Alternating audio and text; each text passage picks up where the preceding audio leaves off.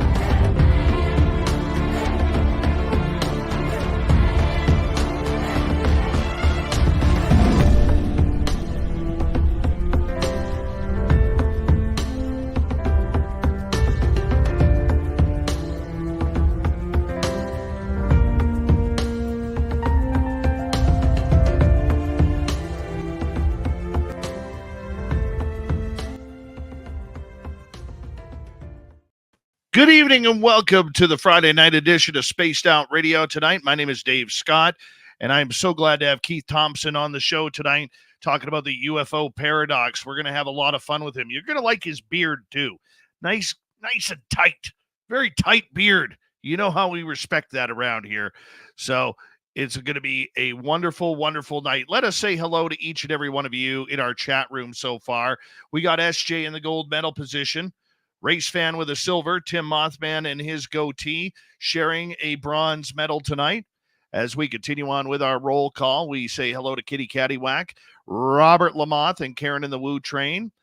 Les Paul Holland is here, strumming away on his collection of Gibson guitars. Les will be signing autographs after the show. Line up to the left of the studio, if you don't mind, to the left of the studio. Tim James is in the house right now. I'm staring at him. Yep. He's looking good. Looking good. Eternity Eternal. Cosmic Joe. Mama Catherine. Mwah! I love you, Mama Catherine. I hope you had a wonderful day and a wonderful weekend coming up, my dear. You're the best. You know, she texts me every day. Every morning I get a good morning text from her. I just love her so much. Love her so much. Millennium, my man. How are you? Thomas Rock. Good to see you. Pam Harris. Thanks for coming on in. There's my buddy T-Bone in New Westminster, British Columbia. Yeah, he's a Salmon Bellies fan. Total Salmon Bellies fan. Cosmic Joe, thank you for kicking off the super chat tonight. Very much appreciate your love and support of SOR. Necessary Dialogue, how you doing? Little Cam over on Twitch watching in. You know what he did for this show, Tim? He did 376 chin-ups, okay, in 3 minutes and 38 seconds. Oh, man, he's jacked for this show. Mel WD-40 is here lubing us up for tonight's show because you always want to go into a show nice and smooth. You don't want that rigidness. It's uncomfortable. It's unbearing. So he lubes us up to make sure everything goes nice and smooth for tonight. Deanna Ann, how are you? Nice to see you. Michelle Eilis is here. Yes. Make sure you tell the Navajo warrior that I agree with him about his call-out of El Ovni Volador. He called out El Ovni Volador, and I'm telling you right now, I'm proud of him. I'm proud of him because that El Ovni Volador is just a jerk, complete jerk. Thank you, Michelle, for doing that. Jessica S. Fapster is back. Fapster will be signing autographs after the show as well. Line up to the right of the studio, if you don't mind, to the right of the studio. T-Bone, thank you so much for the love with that super chat. Greatly appreciate it, my brother. I hope you're having a great evening. Hi, Resident Pam Harris. How are you? And Jay Truthseeker. What's happening? Al Garay over on Twitch. Bench press 400 pounds 87 times in 7 minutes. Yeah, he broke a sweat for that one. Dragonfly, how you doing? Superdoer, Operation Shutdown. Rezo Factor, long time, no time. And who else is here? Super Crazy. And Sweet Robbie G is here as well. He's looking sweet. Sweet as candy. All right, let's say hello to everybody listening in on the radio and podcast side of Spaced Out Radio tonight. My name is Dave Scott. Keith Thompson is our guest. Coming up here momentarily, we're going to talk some UFOs. We are in roll call right now. Frankie B, nice to see you. Thank you for coming on in. Want to remind everybody that, hey, Walter Kochabinski, how are you, my friend? That's my new Facebook friend right there, Walter. Yeah. Reminder to all of you, the super chat is open and our store is open on our website, spacedoutradio.com. We do not have ugly swag, people. No ugly swag. You can wear our stuff out in public and be proud of it. It is that time of the night where I ask a favor for all of you. Throw those horns up. Let's rock.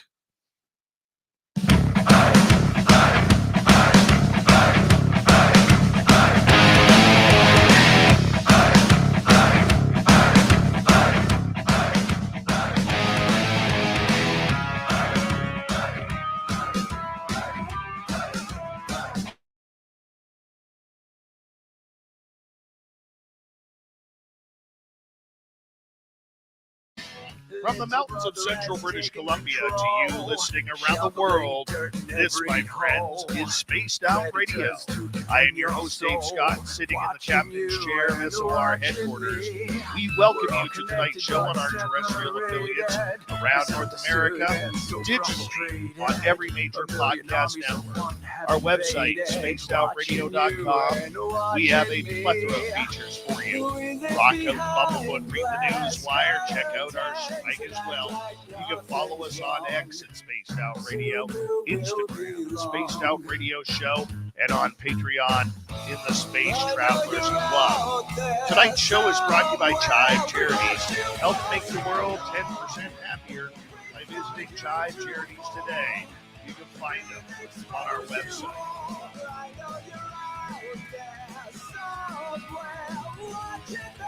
We got a great show for you tonight. On the show, author Keith Thompson is going to be with us to talk about the UFO paradox. Then in hour number 3, I'm going to tell you right now, we have Swamp Dweller. Then a major UFO report tonight with Tim James. You're going to want to stick around for that one and check it on out as well. Let's get right to it tonight, as Keith Thompson is our guest. He's an author, independent journalist, talk show host, former TV talk show host, former U.S. Senate staff member. His articles have appeared in the New York Times, Esquire, San Francisco Chronicle, Idaho Statesman, and the Pacific Sun. He's the author of Angels and Aliens and Leaving the Left. He lives in Northwest Florida, staying up late for us tonight because that's what good people do when they want to appear on this show. And we're going to look into the UFO paradox, the celestial and symbolic world of unidentified aerial phenomena.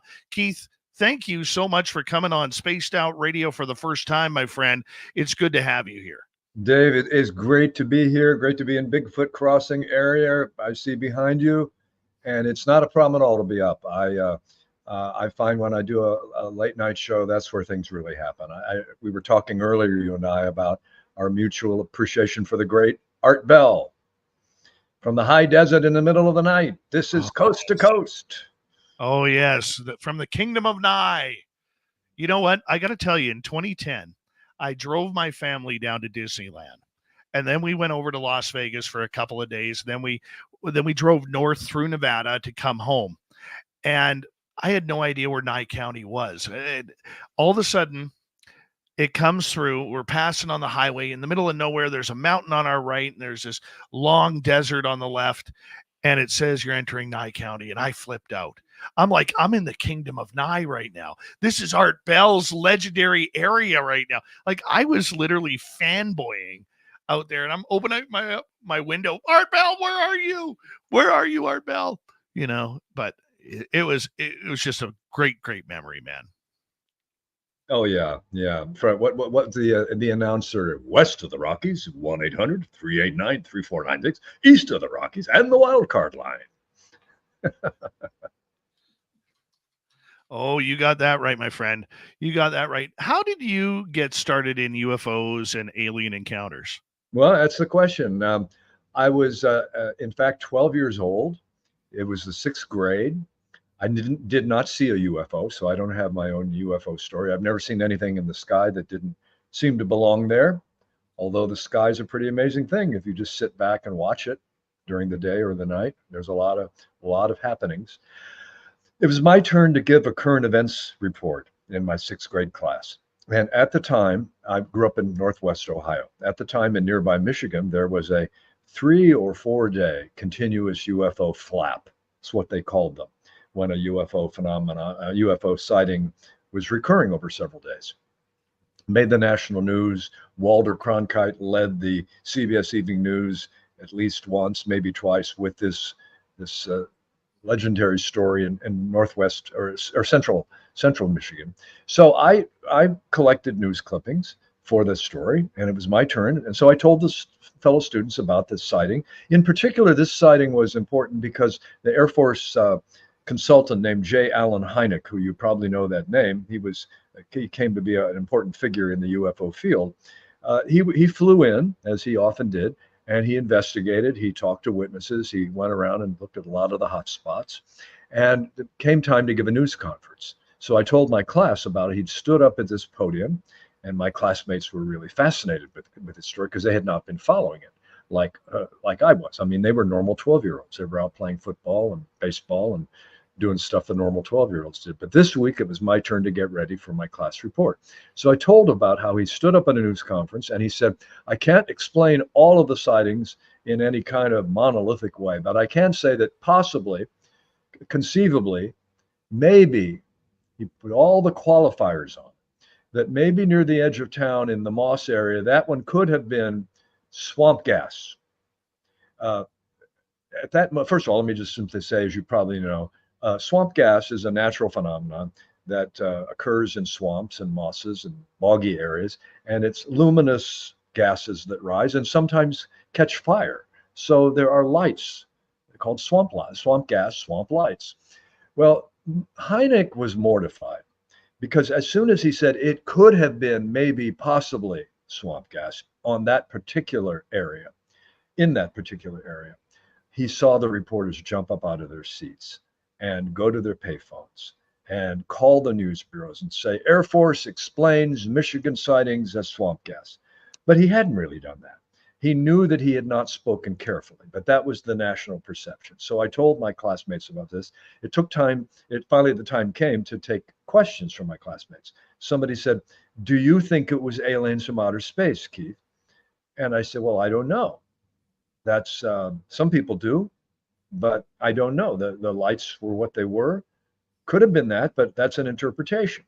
Another classmate says, well, if you don't think it was swamp gas, what do you think they saw? I said, well, I don't know what they saw, but it didn't sound like swamp gas. So at that point, my teacher, a woman named Mrs. Lowry, came up, stood next to me, as she often did near the end of the reports. And she said, I think what Keith is saying, and I remember her words, Dave, just as if it was last week. She said, I think that what Keith is saying is that with something like this, or really any topic in the news, it's important to keep an open mind and ask relevant questions. And there was a quiet in the room. I felt seen and heard like an aspiring adult, 12 years old, but I felt taken seriously. I felt I'd done a good job. And then she turned to me and she said, Mr. Thompson, often the way teachers do refer to students in formal settings. She said, that was a fine report. She said, you have the makings of a journalist or a scientist, maybe even a detective. And then she put her hands up, enthusiastically said, follow the evidence wherever it leads. And with that, we went out on the playground and it was all over. I can't say that on that day I became a UFO investigator, but I left with a sense that it was okay, that I had gotten an affirmation to follow my curiosity, not only about this subject, but about any subject. It was a kind of a blessing, as I describe in the book. It was like a benediction. Here was an adult. I'd never had any bad experiences from teachers. Sometimes many people have those stories that the teacher will treat you as if you're an idiot or if you're the dumbest person in class. And sometimes that can scar a person for life. But in this case, my teacher said I'd done a good job and gave me a pat on the back, metaphorically speaking. So I did continue to follow the UFO phenomenon. I continued to pay attention to the sightings. So that's how I got into it. That's my start. I love that story. I do Absolutely too. love that story. And the encouragement that your teacher gave you is, I mean, it's so lost in the world today. I mean, yeah, that was a number of years ago, but I mean, more encouragement like that, I'm sure, would really help children. Now that you have delved into the UFO subject, you had a full career independent journalist, talk show host on radio and television. You worked in the U.S. Senate for a while in administration. I mean, you've been there, done that, seen it, and done it all. You've heard the private conversations over a glass of wine or in private rooms and everything like that. Why do you believe UFOs are real? Because we don't UAP around here. We UFO around No, here. good. I say in the book that when the Pentagon changed the name to UAP, unidentified aerial phenomena, it was like an acronym upgrade for meritorious service. It was like they're saying this phenomenon, which we've been denying the existence of for over 50 years and ridiculing the witnesses related to it, we're now going to give it an acronym upgrade for meritorious service. We're going to call it UAP. The publisher put UAP, or unidentified aerial phenomena, in the subtitle. That's the way it happened. But I'm a UFO guy too. Good. Well, why they are real, but yet why they are hard to categorize. They're closely related. Why it's a reality that's beyond what we understand to be reality. In one sense, okay, so these apparent craft, I often use the term apparent because they appear to be craft. We haven't put our hands on one yet, although that's arguable because we'll probably talk about this. There are reports that there are crash saucers and recovered aliens being held by the aerospace corporations and so forth. But largely speaking, these show up on radar. They show up witnesses on the ground in airplanes. They pass other measures of heat signature. They have a geologic or geometric point in space consistent with objects. They make contact with trees, leave burn marks on the ground, and yet these same apparent objects that meet all of the tests of physicality, then before the eyes of witnesses, blink out into luminous orbs. The craft that was suddenly there on radar has now broken into 2 or 3 craft, like on Close Encounters of the Third Kind. You remember those scenes when the craft were coming around, careening around the highway, and Richard Dreyfuss had to duck, and all the other kids had to duck. So these objects break into multiple parts. They break into translucent orbs. They drop into the ground. So if the first set of parameters is physical, show up on radar and other measures, then these are anti-physical dimensions. They don't behave that. They behave more like paranormal phenomena. So right there you have a problem, because our official, philosophies of science as the practice don't acknowledge the reality of paranormal phenomena. Unfortunately, that isn't true fortunately, that isn't true because in fact, there is some very good science, as you probably know. The Institute of Noetic Sciences in Northern California, Dr. Dean Radin, among others, have done very good laboratory research on a lot of phenomena. Plus, there's a great deal of anecdotal evidence. You know those times when you're standing in the line in the grocery and you're just sort of focused on when your turn is going to come? All of a sudden, you have the impression that somebody is staring at you. And you turn around and you look to the left, someone is staring at you. They're a little embarrassed because they didn't know they were staring. They didn't mean to be staring. You smile, they smile. Doesn't matter what the staring was about. We all space out. The point is, how did you know that? You knew it somehow subliminally. There is impact of objects at a distance. Consciousness has an effect on the body of somebody else. Those times too, when you're thinking, oh, I'm going to call my old friend Jim. Well, I've been thinking all week about my friend Jim from high school. And then within a day, the phone rings, you pick it up. Hey, Keith, you won't believe it. It's Jim from high school. I've been thinking about you all week. Thought I'd give you a call. That's a full-blown synchronicity, what the Swiss psychologist Carl Jung called a synchronicity, a convergence of mental and physical phenomena. Officially, they don't exist. They're just coincidence, but we live in a sea of synchronicity. So what I like to say is, as for the physical and anti-physical parallel aspects of this phenomenon.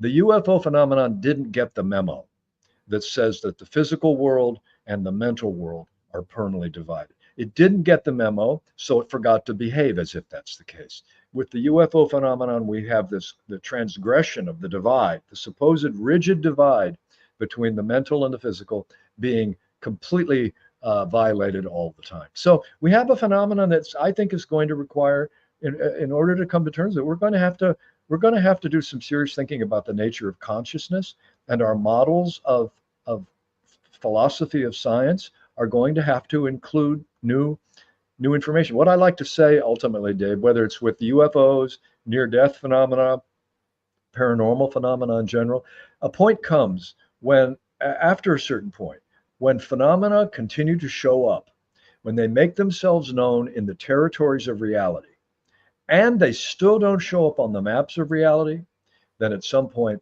it's time to say, maybe the problem is the maps. It's not the phenomenon.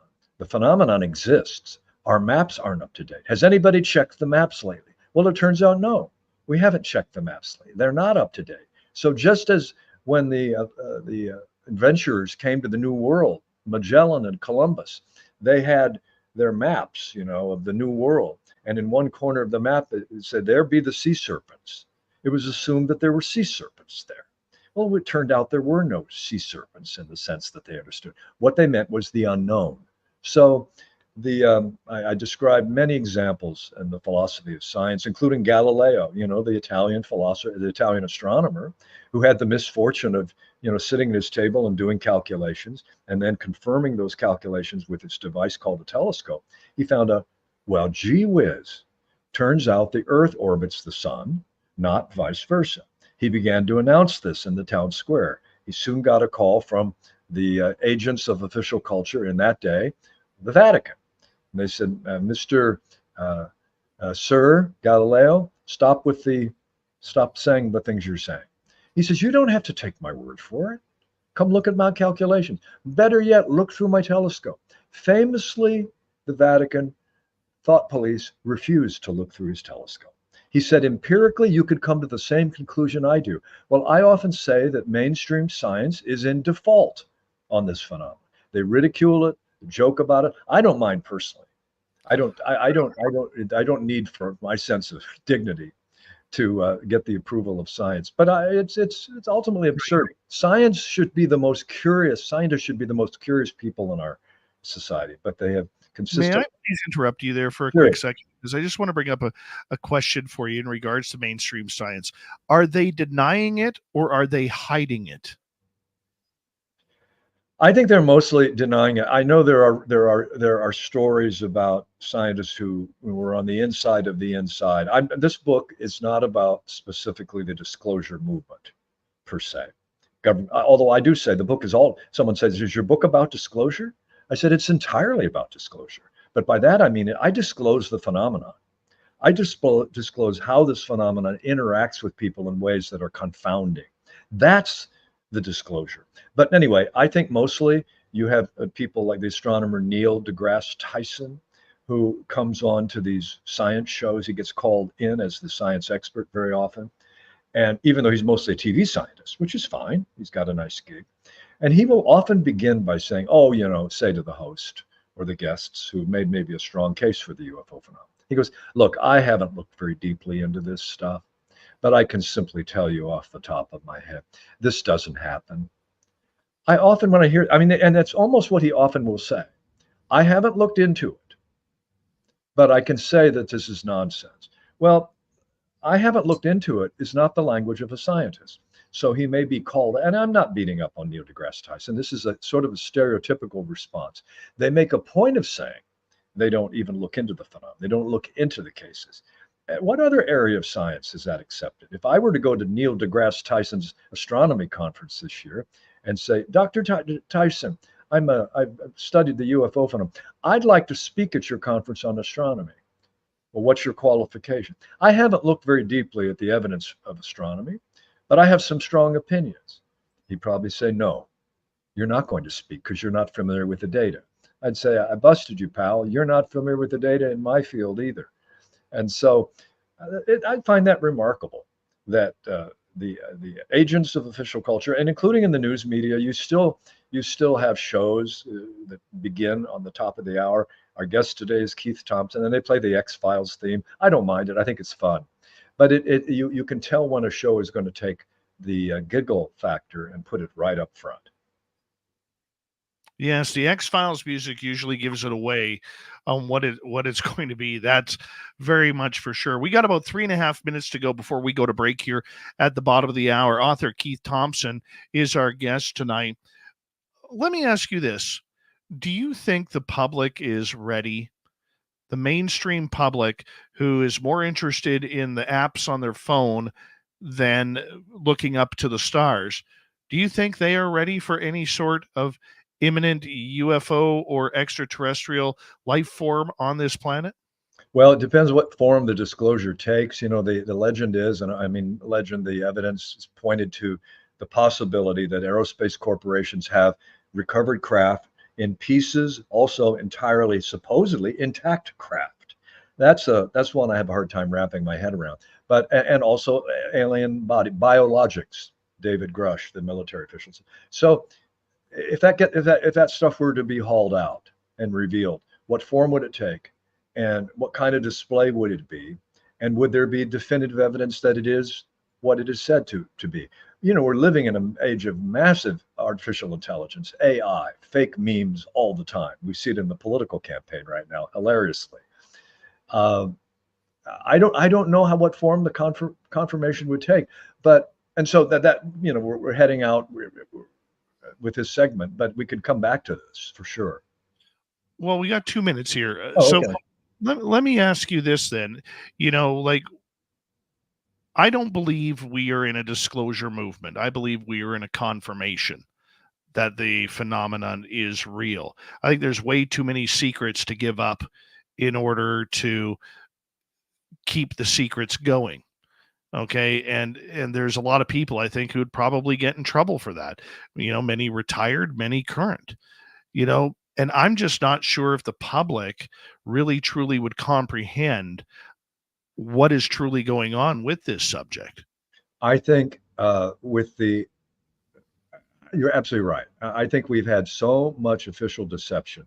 We still don't have clear answers about why the final details of the Kennedy assassination, JFK. I don't want to go deeply into that because that's not an area that I have expertise on.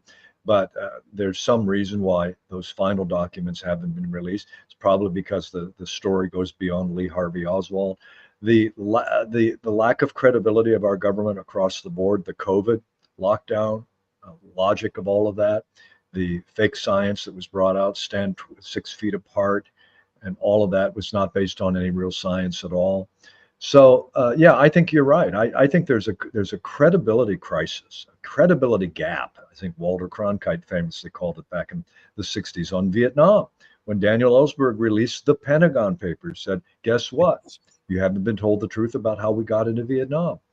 So on the disclosure front, that is, or the confirmation front, what form the confirmation would take, and even then, why would skeptics continue? Well, if there were revelation of some physical craft or physical elements, would that cause the phenomenon to start suddenly showing itself more? I mean, these are questions that are bound Right. to come up. We can continue that when we return on Spaced Out Radio. Keith Thompson is our guest tonight on the show. The UFO Paradox is what we are talking about. Yeah, the celestial and symbolic world of unidentified aerial phenomena. The book is in bookstores as we speak. You're listening to Spaced Out Radio. My name is Dave Scott. It's a UFO night all night tonight on the mighty SOR. Stay tuned, everybody. We will be right back.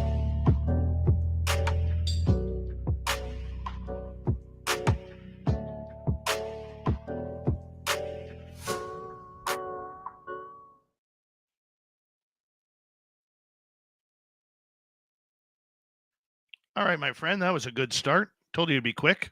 Yeah, great bumper music. Thank you.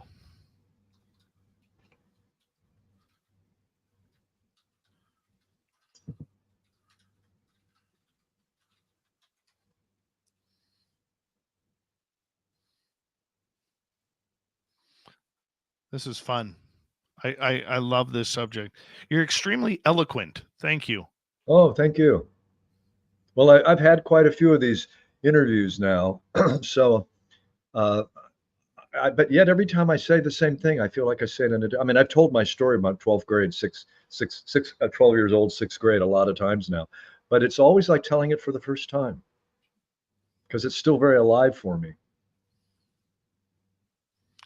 Michelle saying that half hour went fast. This interview is by far a new favorite for me. Oh boy. You better watch out for her because she's literally a professional wrestler. Well, when I heard about the Gibson guitar expert and the person who's provided lube, I'll just engage in that vicariously. Yeah. Yeah. Mel WD40, who lubes us up for the show, because we always want the show to go smooth,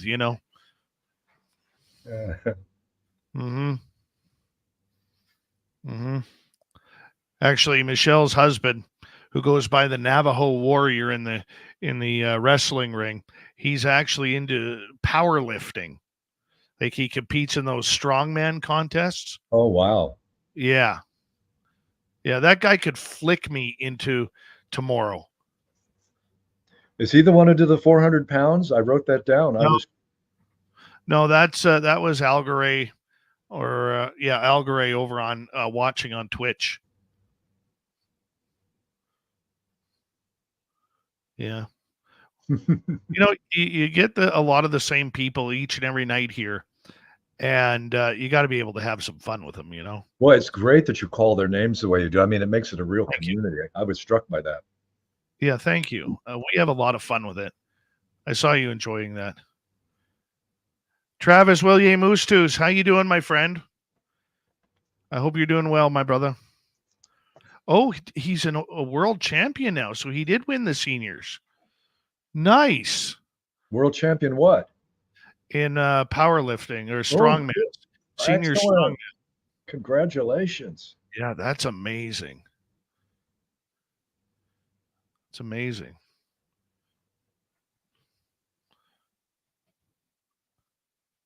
Yeah, nice. So proud of him. Give him a big hug for us, Michelle. If you don't mind, give him a big hug. That's amazing. He threatened Elovni Volador the other day. Yeah, he threatened Elovni Volador. Elovni Volador is this character that it's Spanish for the flying UFO. And sometimes he comes in here and steals my spot when I'm out doing things that I have to do, and he's pretty nasty jerk. Let me tell you, I don't really care for the guy, but he threatened him. Let's see if we got time for this. Hold on here. Where is it?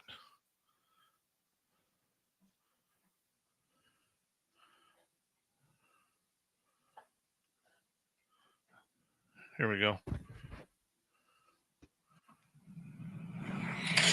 Hello, Volador. Once again, ducking my challenge. I don't know how many times I need to lay the challenge out for you. One-on-one, hand-to-hand. The native Sasquatch versus whatever you are. I don't know why you keep ducking me, but you're sending orbs over my home, scaring my children.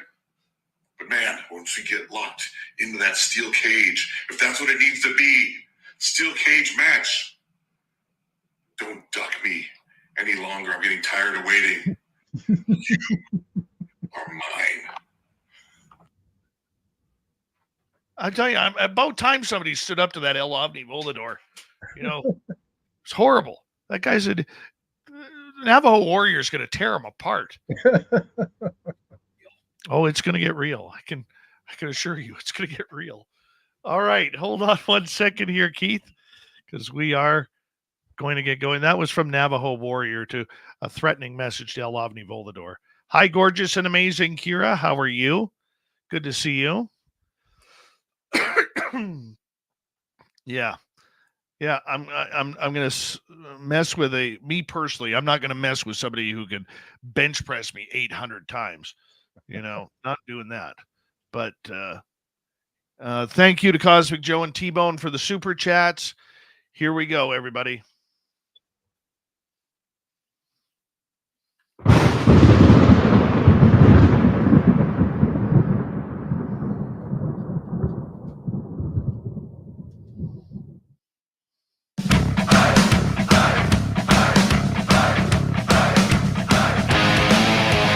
Here comes the second half hour of Spaced Out Radio tonight. My name is Dave Scott.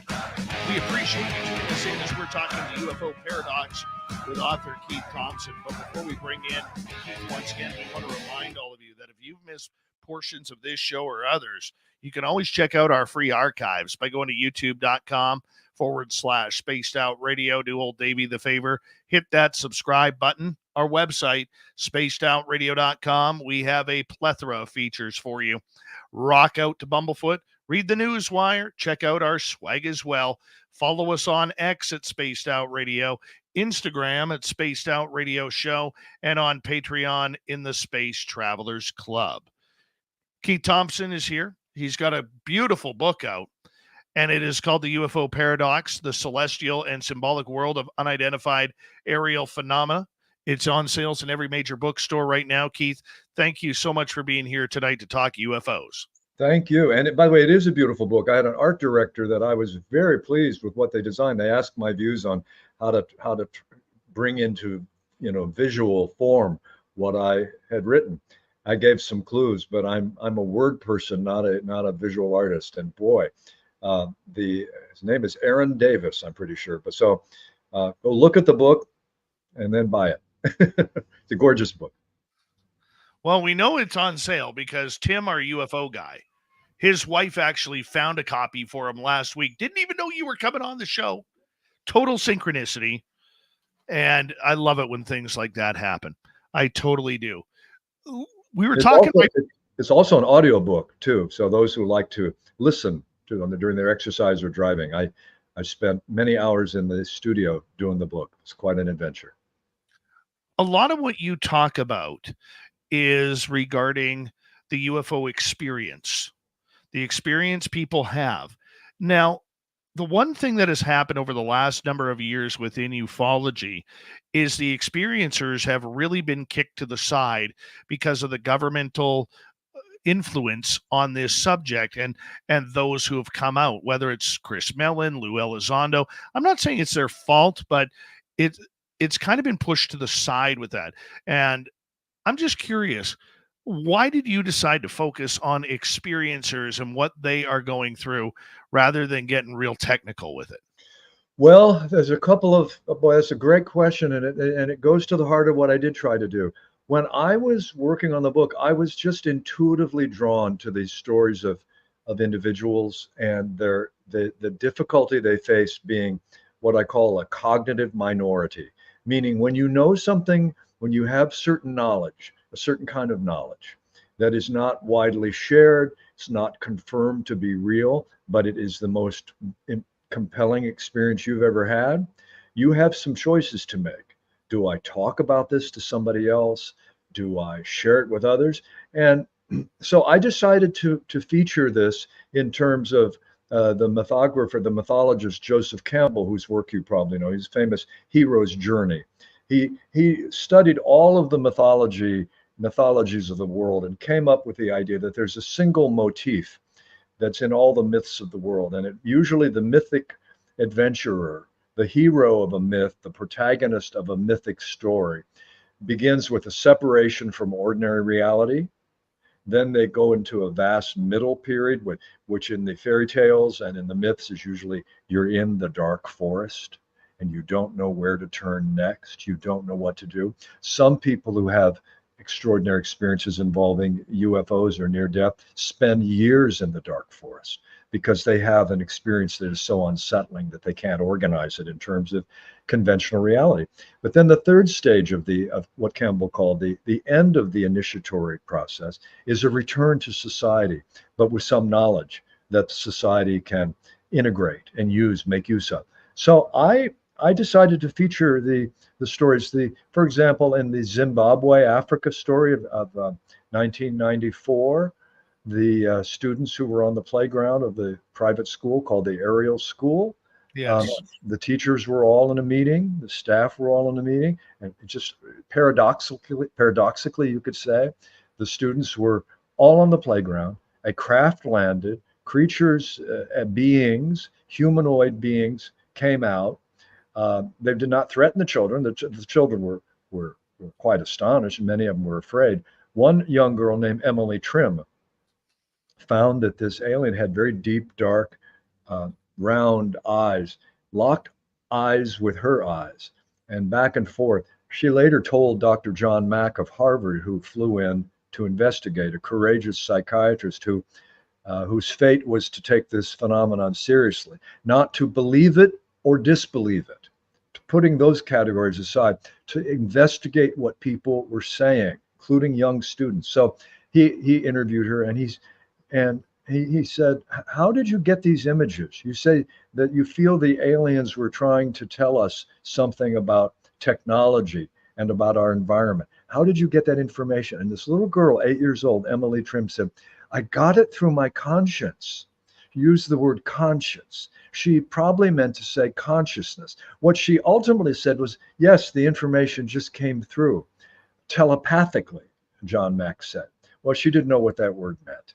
So out of the mouths of babes. So yeah, I decided to focus on the stories of witnesses precisely because this is ultimately a very human ordeal, just as experiences with the paranormal are very human. And frankly, as an author, I decided, as you know, when you look through the book, I decided I would reveal my own experiences. I had decided earlier in my career, I've had experiences, anomalous experiences with the unknown, with consciousness that changed my, in particular, a near-death experience when I was in my 20s, before the near-death experience was well known, before I had ever heard about it. So I went through all the stages of what we now know to be the near-death experience, including overhearing a conversation far distant from me while I was out of my body looking down at the body called Keith. It was a life-changing experience, Dave. I told people at the time, and came to understand that I'd been through something very powerful. But I had learned to keep it quiet in terms of my career. With this book, I decided to bring my own experience in because I knew it was very much like the experiences of UFO witnesses. What happened during your near death?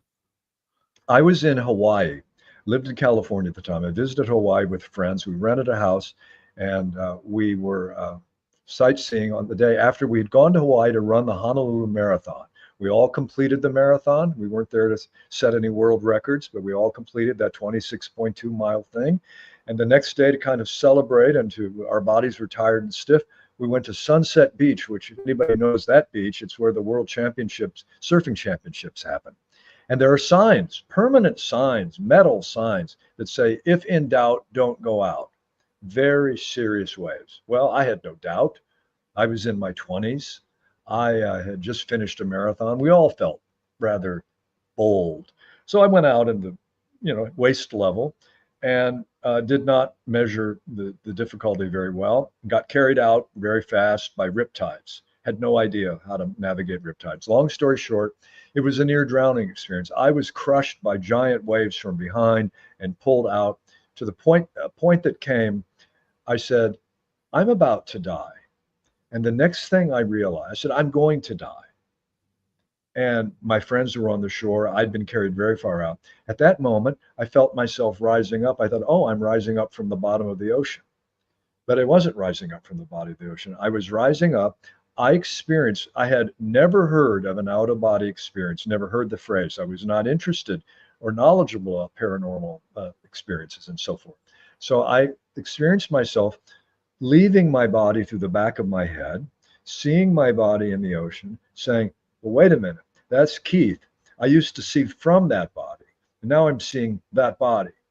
And I looked at my friends on the shore, and I said, oh, I had this very clear thought, still clear to me today. Dead isn't dead. Because I felt, Dave, a peace, tranquility, a sense of calm that made me think dead is not a problem. It's not an issue. It's not what we think it is. And here was the in addition to going through the tunnel that I did not know existed because I didn't know about the near-death experience, in addition to having a complete life review in a matter of seconds, reviewing and understanding my life against a background of great seeming wisdom that was coming through me beyond my capacity to explain. I heard one of my friends who was on the trip with us, Mary, standing on the beach, on the shore, looking at the body.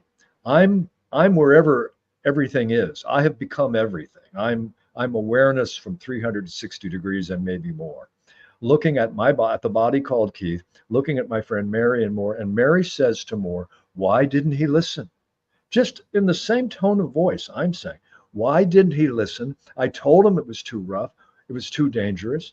And I went to Mary, if you will. I approached her. And I said, "I'm okay.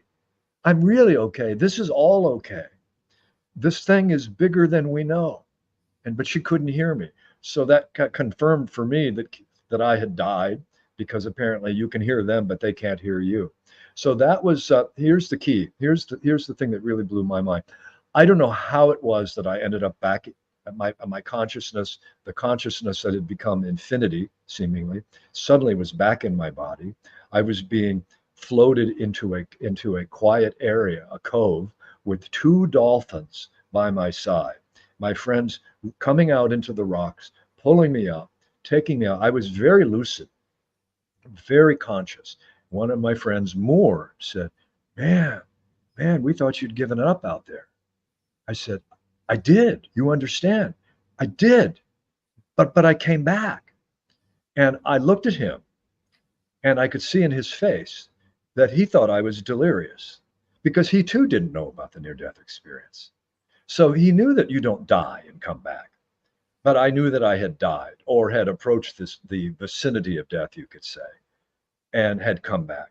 So I learned very quickly, this conversation will not go well on a casual basis. Well, the next day, after I had recovered and survived and had a good night's sleep, I said to my friend Mary, "Could we go for a walk?"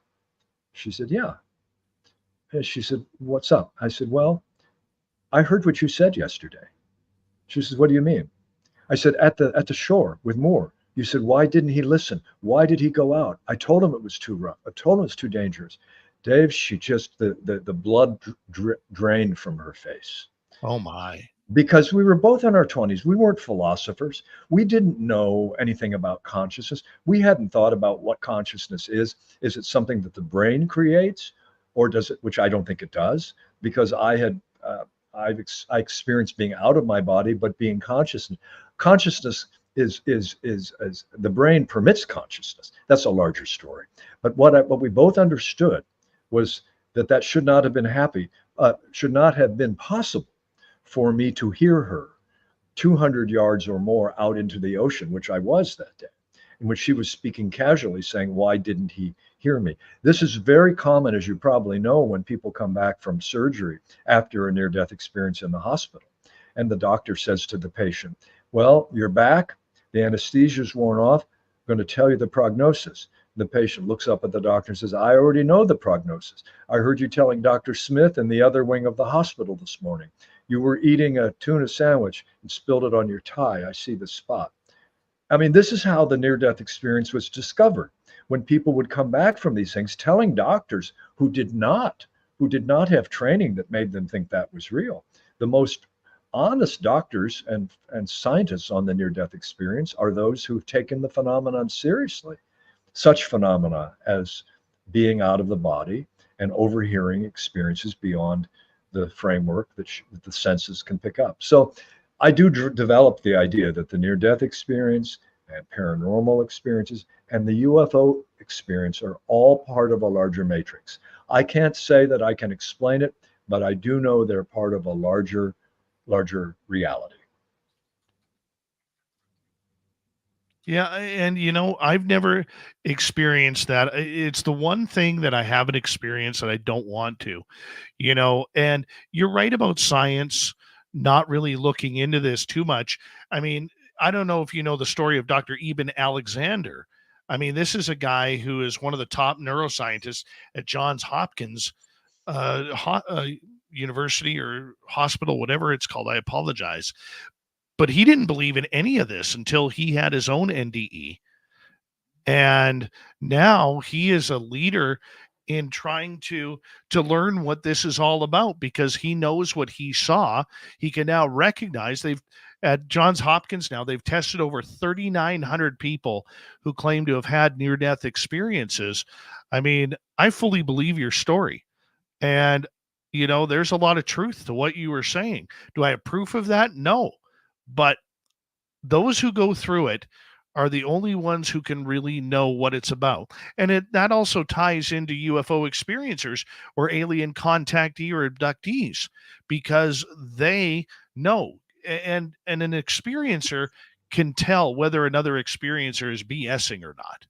That's the one thing that I've learned as an experiencer myself, is we can tell who's pulling the wool over our eyes or exaggerating.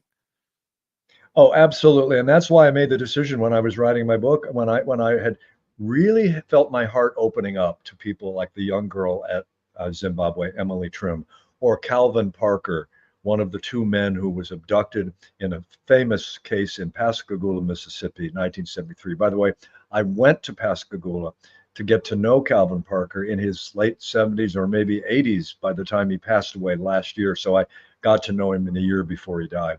I felt deeply, a deep identity. So I had the decision to make. I had to sort of decided as an author who writes about this kind of stuff, without quite really saying it to myself, I had made the decision.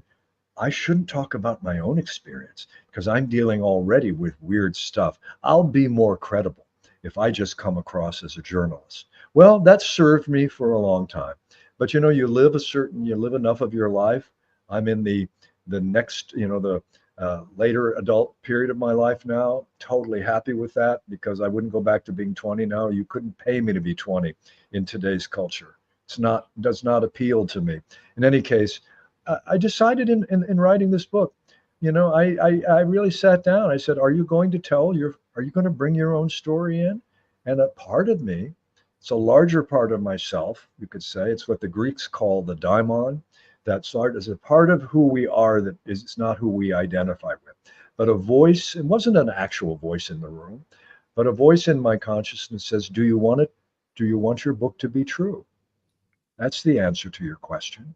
Are you going to tell your own story? So I decided to write the book with my own experience in the book as well. And it turns out that is one of the most popular, or that's what I get more response to, that the fact that I, as an author, brought my own experience. I didn't do it for any reason other than to get real with the reality. Bring it in. Make your own story, Keith, part of this. It's not a book that's totally about my near-death experience and other paranormal experiences I've had, but it includes that. And somehow that has resonated with readers in a way that I didn't expect, and yet also for reasons I'm pleased. Why do you think so many experiencers are having the exact same phenomena happen to them, and yet they've never met each other? They could be on polar opposite sides of the continent or the world, even a town over, and their stories are also eerily similar. That's the question that Dr. John Mack, who I mentioned, the Harvard psychiatrist who I got to know and work closely with, and he credited me with introducing an article I had written about the abduction experiences as a form of rite of passage, as a modern initiatory process. I made an analogy. I showed how the phases of the abduction are very similar to the initiatory initiation ceremonies of indigenous culture. So in any case, he read that and he contacted me and he said, you frame it as a kind of rite of passage, but what's going on? Are these real?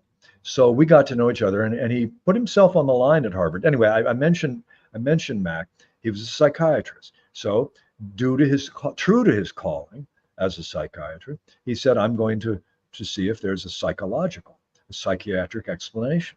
And he found exactly what you described. He found people from all walks of life, all levels of education, all racial, ethnic, and religious backgrounds, bank presidents and truck drivers having this experience that became known as abduction.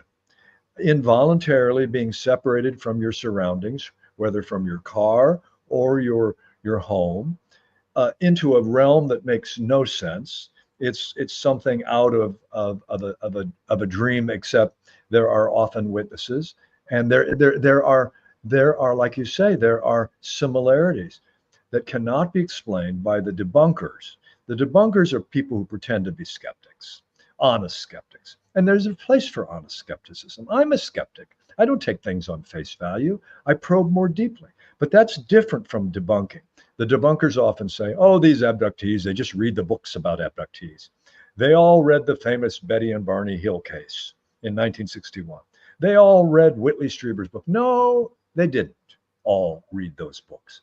And it's not a scientific approach to simply dismiss cases. So it's a mystery what's going on with the abductions. They're very much like shamanic experiences. They are in touch with real beings. Are these paraphysical, partly physical? Are they a form? John Mack actually concluded that it seems to be something that comes into this world, but is not from this world. And by world, he meant into our own psychic space. It comes into our psychic physical space, manifests physically, but ambiguously. Doesn't leave really clear evidence, but leaves marks on the bodies. But in other cultures, other mythologies, interactions with similar beings for centuries have had similar scars, for example. So this is not a new phenomenon. It did not begin in 1947 with Kenneth Arnold when he saw the famous flying saucers over Mount Rainier. That's the modern age of the flying saucer, but this is much older, and it cuts across all of our religious and mythological lines. We have 2 minutes to go before we have to go to break here at the top of the hour. Author Keith Thompson is our guest tonight. You know, as you mentioned, Betty and Barney Hill, this is the 63rd anniversary tonight of their abduction. Yeah, and I guess they're headed for a Netflix. That's going to be made into a Netflix special. Yeah, that was a... Oh boy, that's just with a couple of minutes. Let me simply say one of the things that's really fascinating about that is when Betty and Barney Hill came back home, couldn't explain the missing time. In the weeks when they were then trying to piece together what had happened, and they realized, according to the two of them, they had gone through what's called an abduction. In their house, in the days that would pass after this, the water in their sink would turn on and would turn off. Clothes that were in the closet would be on the bed when they came home. There were poltergeist type phenomena explainable in terms of what we call poltergeist going on with them as well. So the idea that this is only extraterrestrial or simply extraterrestrial in that sense leaves unanswered those kinds of paranormal. If it is extraterrestrial, it is a phenomenon then that is able to generate paranormal effects such as turning on the water, turning off the water, bumps, explosions, and clothes being laid out on the bed. So this phenomenon, the UFO phenomenon, consistently overlaps with the whole range of paranormal phenomena, telepathy, clairvoyance, psychokinesis. It's a big pattern. The phenomena really is oneness.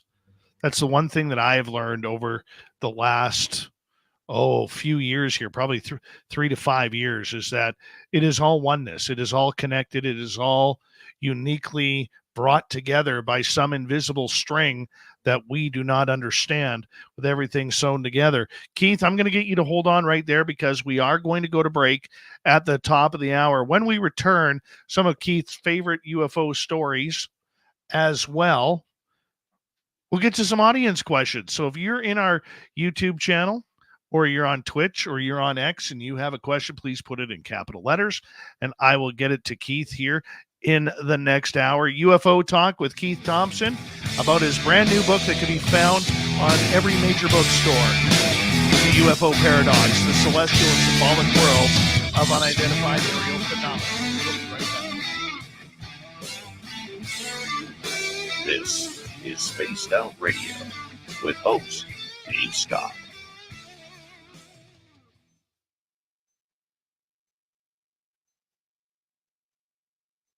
All right, Keith, thank you. Yeah, that is a great first hour, my man. That was good. That was a good. I like that segment. I mean, you're right. And boy, it went fast. You're right. It's going to be the fastest 2 hours that we've had all week. I'm going to put you back in the green room for right now. I'm just going to take a quick break, and I'll be right back, okay? Okay, good. See you when we come back.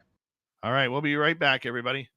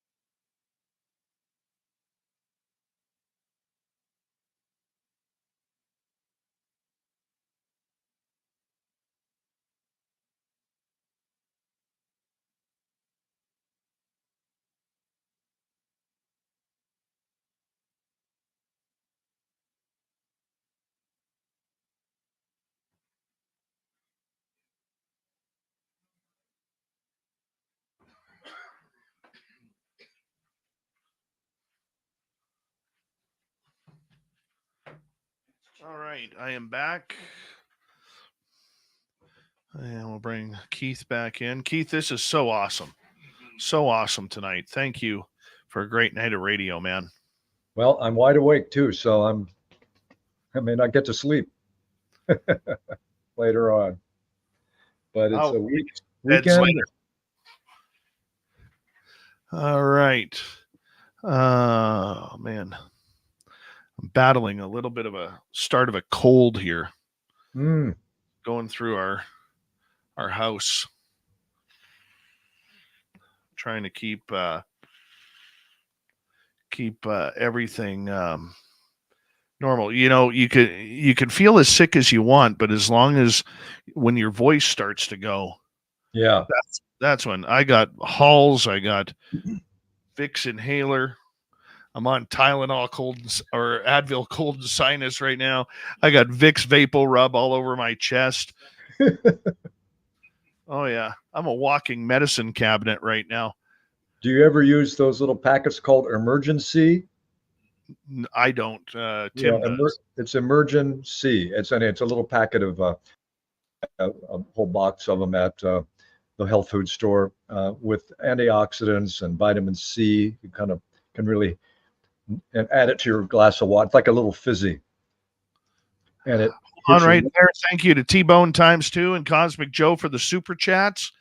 And here we go with the second hour, everybody.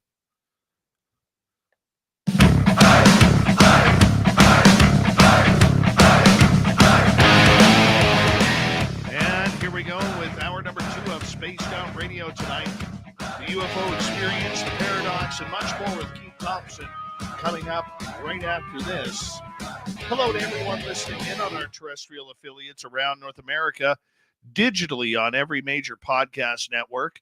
Our website, spacedoutradio.com. We have a plethora of features for you. Rock out to Bumblefoot, read the news wire, check out our swag as well. Follow us on X at Spaced Out Radio, Instagram at Spaced Out Radio Show, and on Patreon in the Space Travelers Club. The Desert Clam has set the password for tonight in the SOR Space Travelers Club. UB is your password. Use it wisely, Space Travelers, as the Clam sets the password each and every night right here on Spaced Out Radio. Our guest tonight, Keith Thompson. He has a great book out that can be found at any major bookstore called The UFO Paradox, The Celestial and Symbolic World of Unidentified Aerial Phenomena. Now, Keith, there is a big difference between being an eyewitness to a UFO and being an experiencer of this phenomena. Maybe it's a UFO landing on the ground. Maybe it's ET contact. Maybe it's alien abduction. How do you separate the two? Well, you referred to something I didn't really touch on previously, and that is how the current discussion with Lou Elizondo and David Grush is, and very much the Tic Tac case of 2004, is all about the hardware.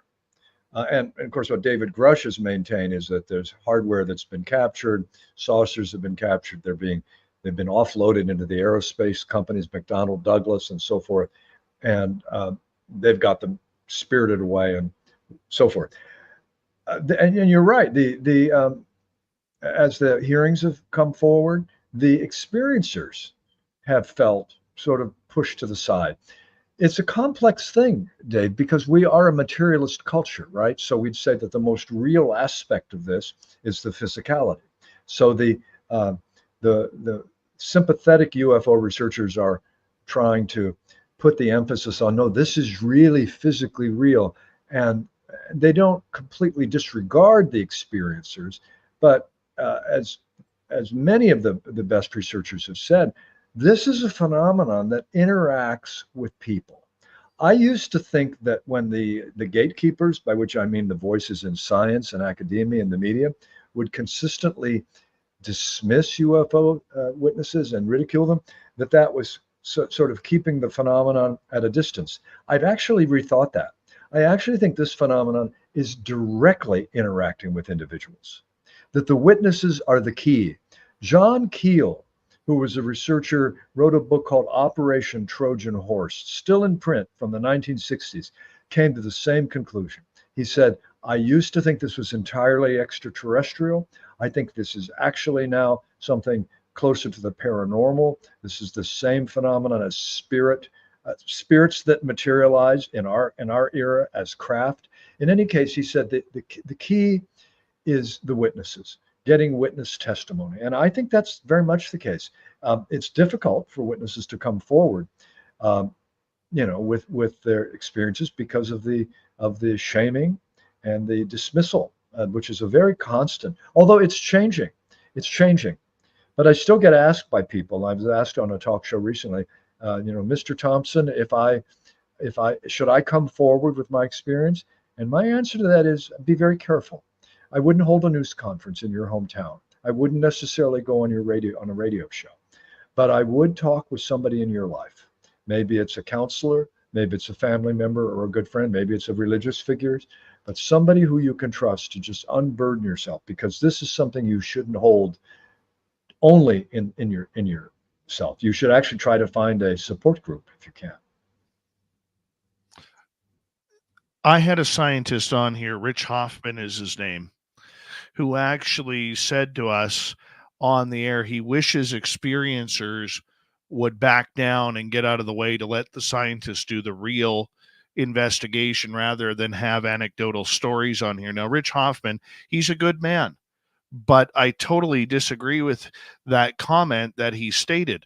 Even scientists like Gary Nolan from Stanford University have said, without the experiencers, we wouldn't have the leads that we do to this personal phenomena and how it affects individuals.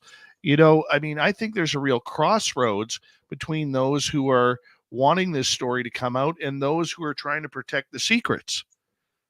Well, and Gary Nolan gives a lot of credit. He's a world-class immunologist at Stanford. I think in our lifetime, maybe within a few years, he'll possess a Nobel Prize for something because he's brilliant. And he has actually come forward. He doesn't have to do this. He came forward with part of his own interest in this story, apart from being interested in the physicality of it and gathering at conferences at Stanford some of the best minds to deal with the physical material nature of it. He also has come forward and said he described his own experience of seeing apparent beings at the foot of his bed, in his bedroom, and his brother and sister apparently had the same experiences. So this is an enormously big move for somebody like that to empower. And yeah, he's right. And yet he held a conference in November at Stanford, and some of the experiencers, including Whitley Strieber, were hoping to be invited to speak at that. And he simply said, not this conference, not this time, but we will begin to integrate into these conferences the experiencers. I think, look, here's what I think about what's going on with what may or may not be found in the McDonnell Douglas hangars.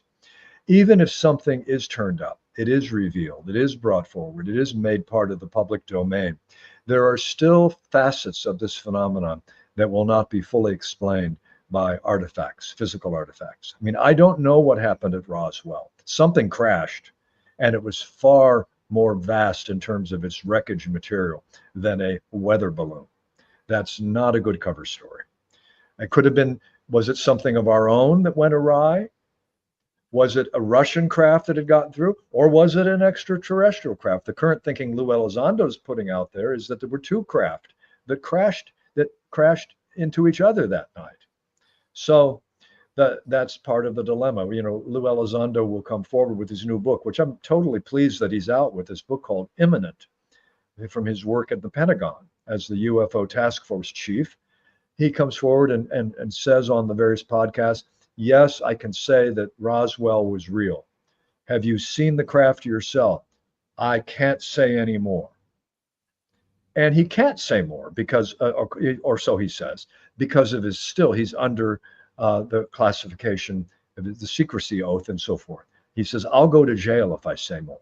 Well, the dilemma with that is, and I'm willing to give him credit that may be true. I'm not suggesting he's running a disinformation game. Some people suggest that because there's so much suspicion. But he comes forward and says, he puts something out that's suggestive. Here's a tidbit. But he says, I can't say more. So there's a step forward and a step back. And this is how the phenomenon stays concealed on its own, in my view. Well, I think it's going to stay concealed for a lot longer than what we think, especially with what's going on with the U.S. Defense Act and everything like that. and it being pretty much whitewashed again, especially to try and eliminate eminent domain. That's the term I was looking for. But Yep. do you think, though, that this is something that a narrative has been struck? I have said many a times that I believe this threat narrative is what's keeping everything secret. I believe that there is something of an issue with that. Your thoughts? Yeah, when Elizondo, I understand why Elizondo is some people are very dubious of his credibility, because in his former life, he was a counter espionage agent. His job was to counter the espionage efforts of our enemies. And one thing counter espionage agents do is spin disinformation to confuse our enemies. Now, I'm not suggesting that's what he's doing here, but some people are suggesting that. Some people are suggesting that once a counterintelligence, counter-espionage agent, always won. So is Elizondo knowingly or unknowingly being brought forward to plant ideas? I'm not saying that at all. I haven't met him. I have respect for his service to the country as a counter-espionage agent in his past. But I understand the doubts, including the doubts of David Grush, who went, did a deep inquiry, found the names, places, and locations of the supposed captured, spirited away craft, reported that to the Inspector General of the intelligence community, who supposedly is tracking it down. At some point, will there be more whistleblowers coming out? Will they have protection? If there are whistleblowers who have real information, will they have the protection they need to be able to break their security oaths? I think there's reason to doubt that this is going to happen anytime soon. So I think what's very much more likely to happen is that when that doesn't pan out anytime soon, the myths, and I say myths in a positive way, there will be new legends about what's really going on.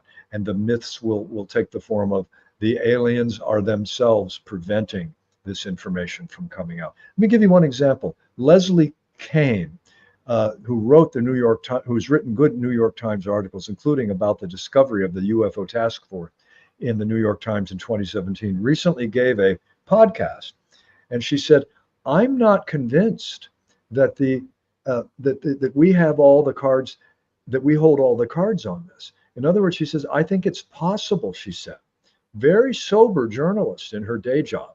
She said, "It's possible that this non-human intelligence is not allowing this information to come out." The interviewer did not press her on why she believes that. But they never press. No, they don't. And so I go, well, Leslie, that's a big one, and that's a bold one for you to make as a credible journalist. And I give her a lot of credit as a credible journalist.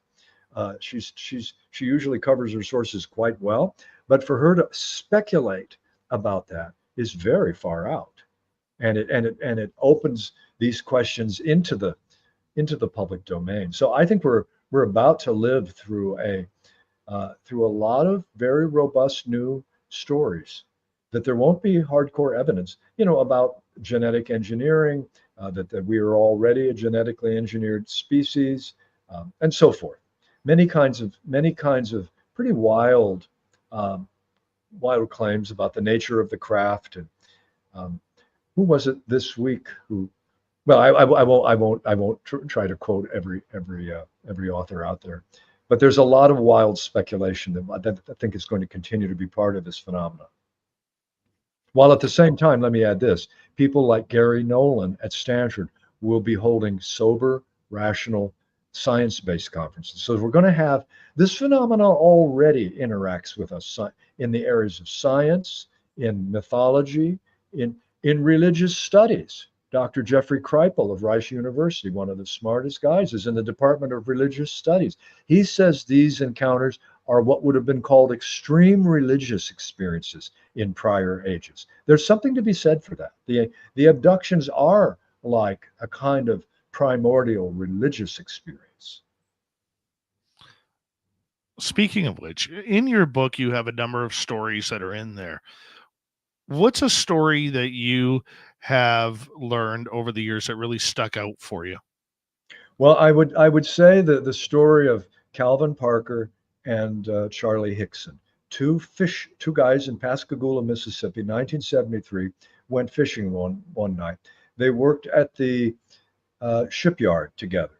Calvin was 18, the same age as Charlie's son, but his son couldn't go fishing that night. So Charlie Hickson, 45, and Calvin Parker, age 18, went fishing. These guys love to go fishing.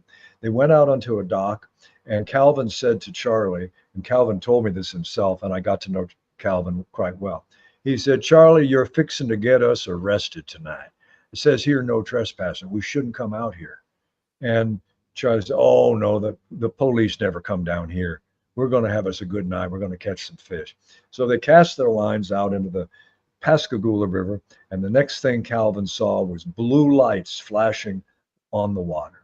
He turned to Charlie and said, "Well, you're going to have to pay my bail tonight because the police are here." He assumed the blue lights were the police. They weren't the police. They turned around, and there was this craft that had landed. These boys were levitated. Well, two creatures came out, picked them up.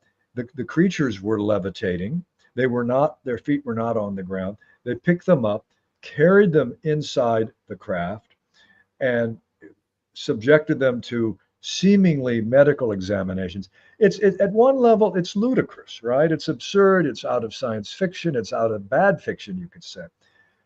These guys, when they were brought back out of the craft, and this story has been written about widely, they were put down on the ground, and the craft disappeared. And they both sat there in silence. And Charlie said to young Calvin, "Well, what are we going to do now?" And Calvin said to his older friend, "What we're going to do is nothing. We're going to go to work tomorrow. Nobody's going to know about this because we will be finished. We'll be fired and we'll lose all our..." He had a very strong sense of the kind of pushback. They both felt it was entirely real, that it happened in time and space, but without witnesses, they'd be in a bad fix. Well, they ended up calling the police because Calvin, the older one, Charlie, the older one, felt this could be an invasion of Mississippi. We've got to spread the word. Calvin didn't like it, didn't want to go along with it. Long story short, they were taken in, interviewed by the police, who were very skeptical, interviewed them separately through most of the night, repeated again. Now repeated again. They're trying to punch holes in the story. Here's the greatest part of that story. Back in 73, the sheriff put these two guys, Calvin and Charlie, in a room together for the first time. In a drawer was a secretly hidden, voice-activated tape recorder that the two boys didn't know about. And the sheriff said, "I'm going to leave them in the room, and if they are engaging in a hoax, they'll admit it. They'll talk openly about it, and we'll have them. And they'll pay a steep price for using our time this way." So he left them in the room. These two guys, without knowing they were being tape recorded, had terror in their voices. They said things like, "I never thought anything like this would happen to me. I always knowed maybe there was something up there, but these creatures, and the way they pulled you out of there, Calvin, I'd like to never seen anything like it." Calvin says, I need some medication for my nerves." I'm not even beginning. I have the transcript of what they said. I'm not even beginning to convey the terror these two men felt. So I went down to Pascagoula 40 years later, to get to know Calvin Parker, I should say, the lone remaining witness. I call the chapter "The Matter of Pascagoula." And I return to the Pascagoula case and tell how Calvin finally decided to write a book. Here's how that happened. He and his wife had gone to, about 4 years ago, or maybe 6 years ago, had gone to a funeral of a friend of theirs. And Calvin had changed his name, not legally, but informally. He got to be known by the name Randy. Why did he change his name to Randy? He didn't want to be known as Calvin Parker, the alien abductee. So Calvin was at the memorial service. He forgot. He signed his name, Calvin Parker. The next guy behind him said, "Wait a minute, you're Calvin Parker? Why, this here is Calvin Parker." And one thing led to another. Calvin and his wife, Wynette, were embarrassed. They said, this is no way to do a man's funeral. They left, and Wynette turned to Calvin and said, Calvin, it's time to write that book. And so here's the key. He'd been asked by a publisher for years to write the book. He didn't want to write it because he says, I'm a country boy, I don't know how to write. But he wrote the book, they published it. And when the book was finally debuted, I believe it was about 2017, at a bookstore in Pascagoula, the turnout from the community was large, and several other witnesses from that case came out and said, we saw it ourselves, Calvin. We saw it that night. We saw that craft that you reported down by the river. And well, why didn't you come out? Well, we saw how you were done, how they did you in the media. There was nothing to be gained by doing. And besides, you disappeared. And he said, yeah, I changed my name to Randy. I laid low. So ironically, by hiding out and changing his name and not wanting to be known as Calvin, there was no motivation for the witnesses to come out until finally he re-owned it and said, I am Calvin Parker. I'm going to tell my story. And several other very credible witnesses came forward to say they saw the same thing that night. So I broke this story in my book, and it's one of the chapters I feel the best about. I can see why. You know, we never got Calvin on this show. God rest his soul now, you know, but it's one of those stories. It's one of the legends. It's like Betty and Barney Hill, Travis Walton, the Andreasen affair, and others. And with 2.5 minutes to go here, you know, with today's technology and social media and everything giving open access to everybody, I don't know if we're going to get any more of those legendary stories like that. Yeah, the abduction thing is particularly in a quiescence. It's gone very quiet.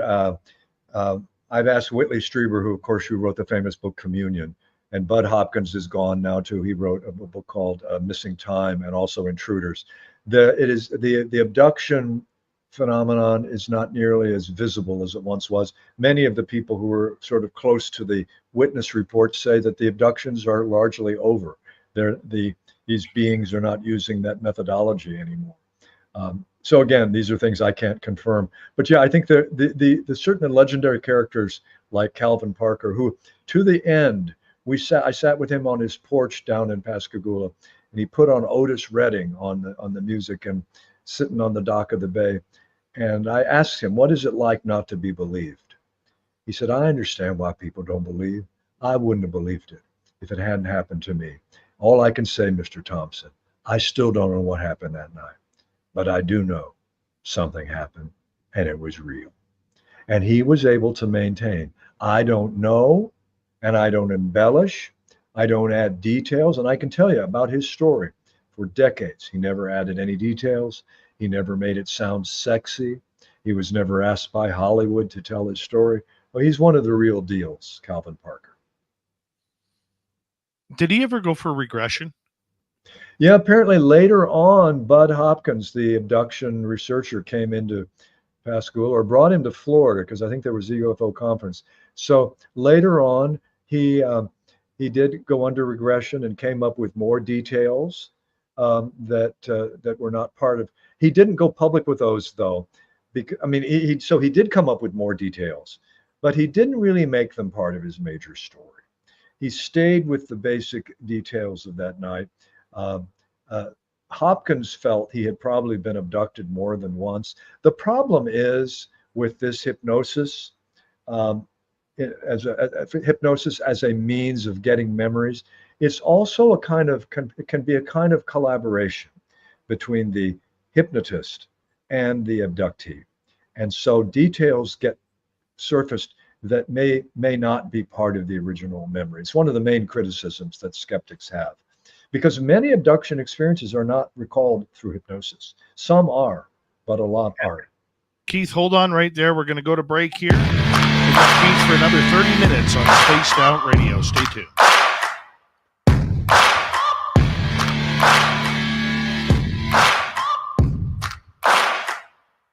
You're listening to Spaced Out Radio with your host, Dave Scott.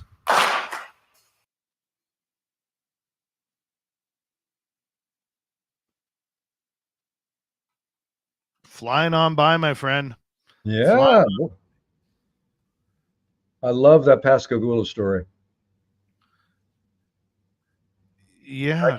I've heard the tape. There's a tape recorder. You can find it online, but Hickson and Parker that night, that the tape itself is still available. It's kind of hard to make it out, but there's no doubt about the terror in these men's voices. If it was not from this, if it wasn't fit, well, the other witnesses later, decades later, said we saw it too. We saw the same thing. So that's a pretty strong testimony to it, something that was physical, yet it had otherworldly elements. The aliens were, one alien had long three-fingered hand. Yeah, there are weirdnesses about all of this that are just part of the fabric. Yeah, no kidding. No kidding. I think with the advent of social media and the amount that people can now go online and talk about their stories, I don't think that we are going to have a power story come out anymore. And I do blame social media for that, but that's not a bad thing. I'm not saying it in a negative connotation. I just think that, the days of these legendary stories of Whitley or Travis, and by the way, Whitley's book Communion is the only book I've never finished. I got scared. With that one. And this before I had my own experiences. So it is something that I just find, kind of sad in a way, because these legendary stories are just, how can I put it? They're just not there anymore. Did you ever get to know Travis Walton? I never have. I met him once in Toronto in 2019. Never had him on the show. When I was trying to decide who would I, in terms of some original field work, I finally decided to go down to Pascagoula. That was my major personal field work. But I wrote to Travis too. I said, "Are you available? I'm not a debunker. I'm not going to take your story apart. Are you up for me to come to Oregon or wherever he calls home?" And I never heard from him. Yeah, so he's terrible. He's terrible at getting back. Yeah. To people, and we've had that same trouble as well. I mean, you meet him face to face, a very humble, nice gentleman. And he'll even tell you that his worst habit is not getting back to people. But I don't have a bad word to say about him. When I met him in Toronto, we had a lot of good conversation, and very nice man. Very, very nice man. Yeah, I've seen him in my share of interviews, and it's an incredible story. The 5 days he was gone, and the unanimity with the other loggers, although I guess there's been some stories that some of them have broken with him on some details. Well, Mike Rogers got pissed off and tried to deny the story because he wasn't making any money. Yeah. And he thought Travis was getting loaded rich off of this. Travis is not a rich man. No, I'm guessing Travis, that's one of the big mythology. Whitley Strieber talks about this. He says he can't even get a major publisher these days. He self-publishes his books because he's the alien guy. He's the alien abductee. So he may have had a bestseller and it may have served him for a while, but it has not helped his general career arc. Well, I think he kind of went off the topic a little bit, where he was all of a sudden writing books with Art Bell about solar flares and Days End.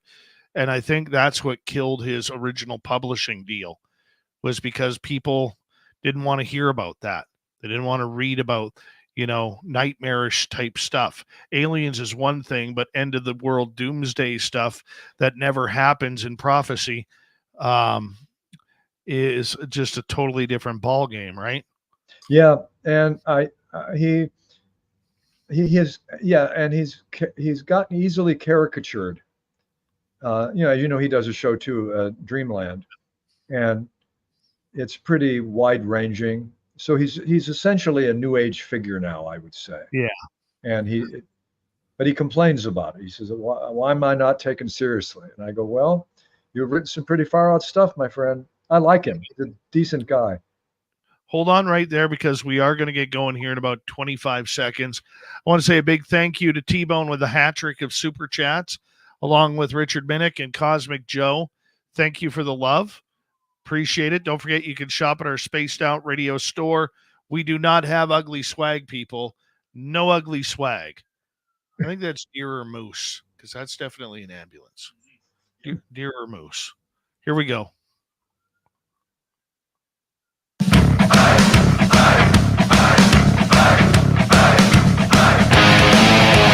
Second half of Spaced Out Radio is now kicked off. My name is Dave Scott. I am the host of this great show, and thank you so much for tuning us in wherever you are on this beautiful planet we call Earth. Reminder to all of you that if you miss portions of this show or others, you can always check out our free archives. They're always free, either on our YouTube channel, Spaced Out Radio, or on every major podcast network. Our website, spacedoutradio.com. We have a plethora of features for you. Rock out to Bumblefoot, read the news wire, check out our swag as well. Follow us on X at Spaced Out Radio, Instagram at Spaced Out Radio Show, and on Patreon in the Space Travelers Club. Final time tonight, author, researcher Keith Thompson is here. His book is in every major bookstore. I suggest you add it to your library, just like Big Bad Tim did here. And you can say it's called, let me just give you the name, rather than trying to mumble and fumble it out of my mouth. The UFO Paradox, the celestial and symbolic world of unidentified aerial phenomena. Thank you, Keith, for being here tonight. It's great to be here. And maybe I should say something about what is the UFO paradox. I usually get asked by now. There's no single paradox, but one of them is the fact. It's the juxtaposition of these two facts. On the one hand, this is a phenomenon that appears to credible people, but in incredible forms. And they come forward with their testimony. And for decade after decade after decade, the various agents of official culture, often speaking in the name of science and academia, university, and mainstream media, say, it didn't happen. No, it didn't. Or that doesn't happen. Or it probably can be explained this way and that way and that. The paradox is the meeting, the stalemate that happens between witness testimony that's credible in the same sense that Galileo, when he said, look, I see, in this case, the earth moves around the sun, not vice versa. And he was told, don't say that.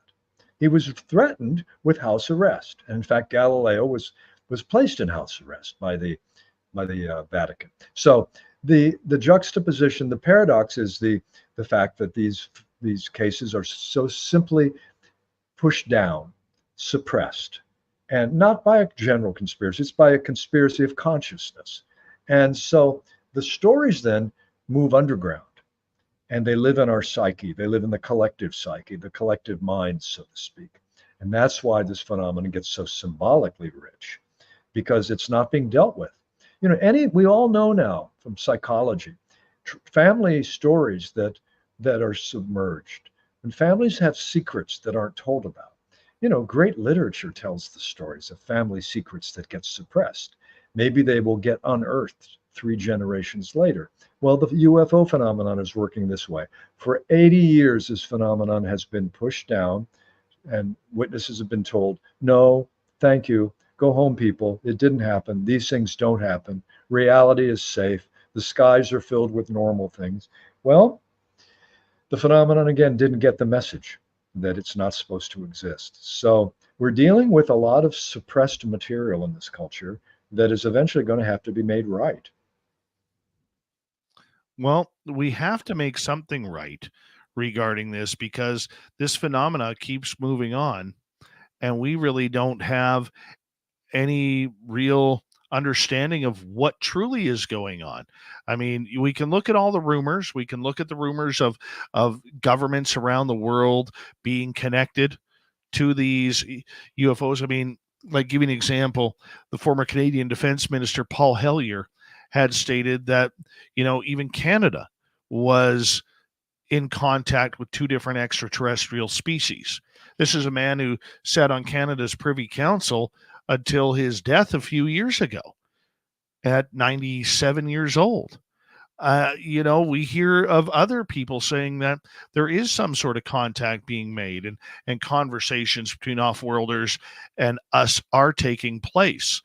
If that's truly happening, then we're in for a world of shock when the story finally does get out there. And that paradox. You probably know Jacques Vallée, the French astronomer, he's one of the researchers I have an enormous respect for. He's in his 90s now, or late 80s. He's been writing books for generations, and he's had some of the most original thinking. He's on the record as saying this phenomenon has the highest classification status in our government. And he was asked by one researcher, a news media person, might have been Joe Rogan. He said, do presidents know about this? He said, presidents are not considered to have a need to know. The classification is beyond the presidency of the United States. Now, Vallée doesn't say that as a fact, that's what he's been told. And his own efforts to penetrate with his own classification have been rebuffed.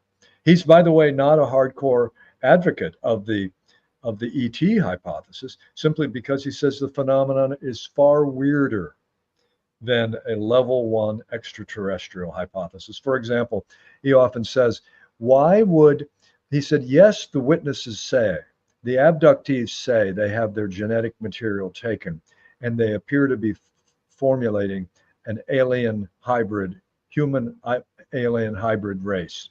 He said, that's what they're being shown. The witnesses are indeed led to believe that's what's going on.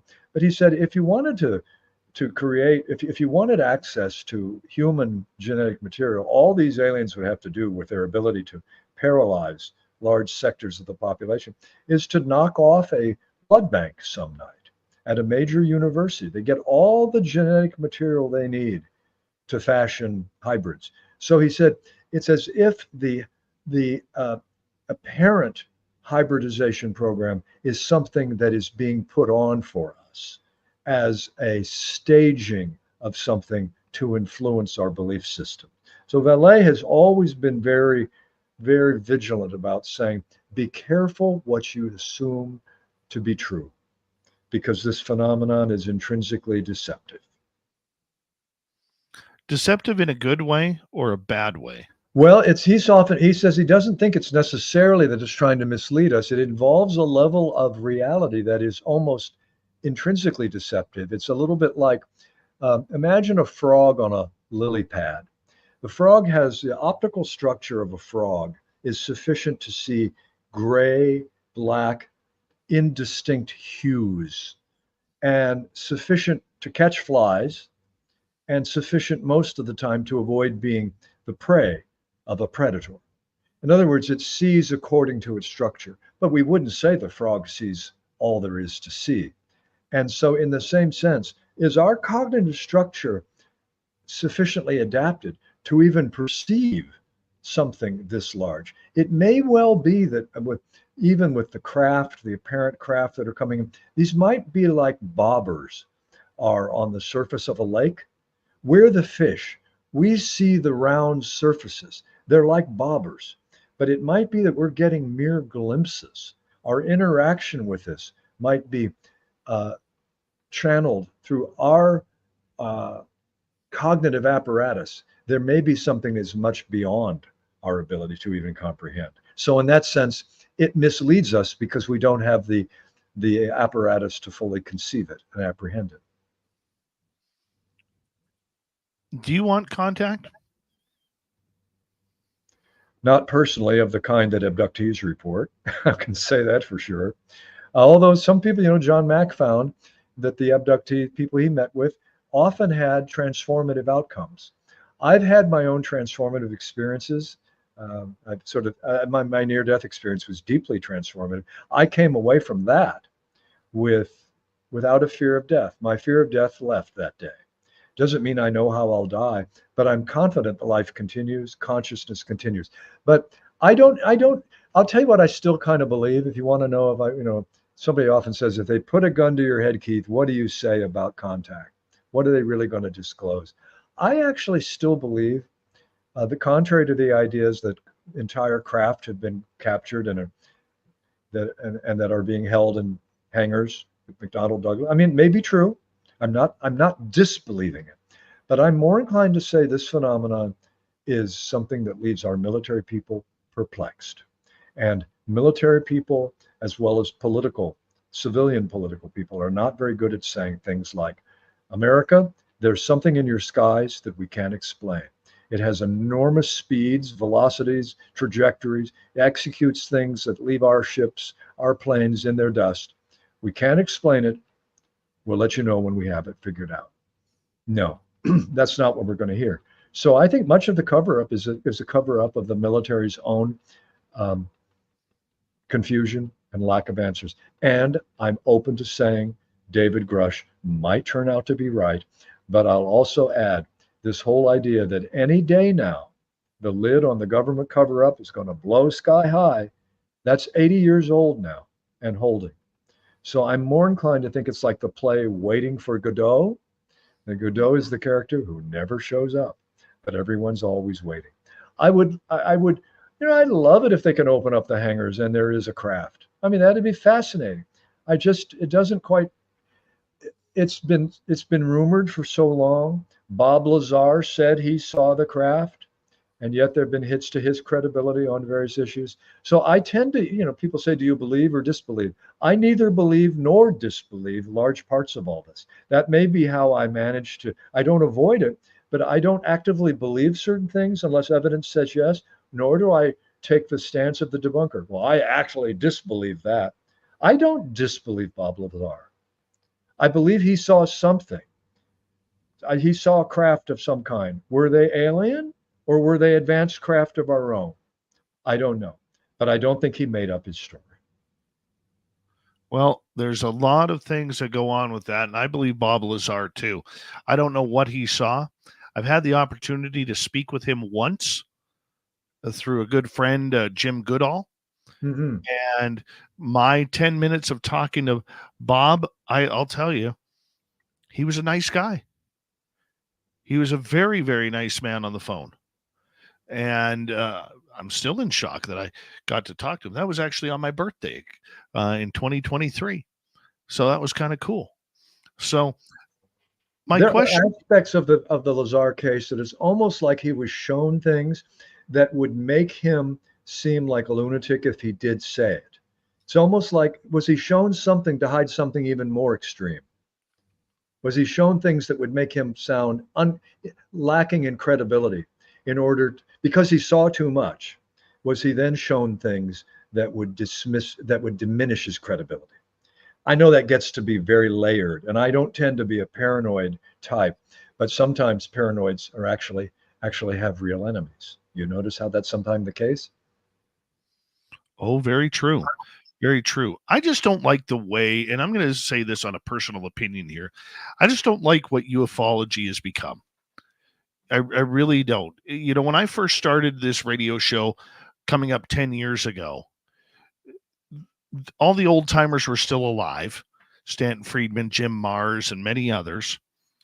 And they were all about younger people getting in and moving this quest forward. They were all about, man, if we could just get one person to speak about this topic from the inside, and it would blow this story wide open. Well, we got that one person in Lou Elizondo, and now there's hits to his own credibility that he's being torn apart worse than a piece of paper, that you're shredding in a shredder. I mean, it's amazing how this ufology has literally turned in on itself.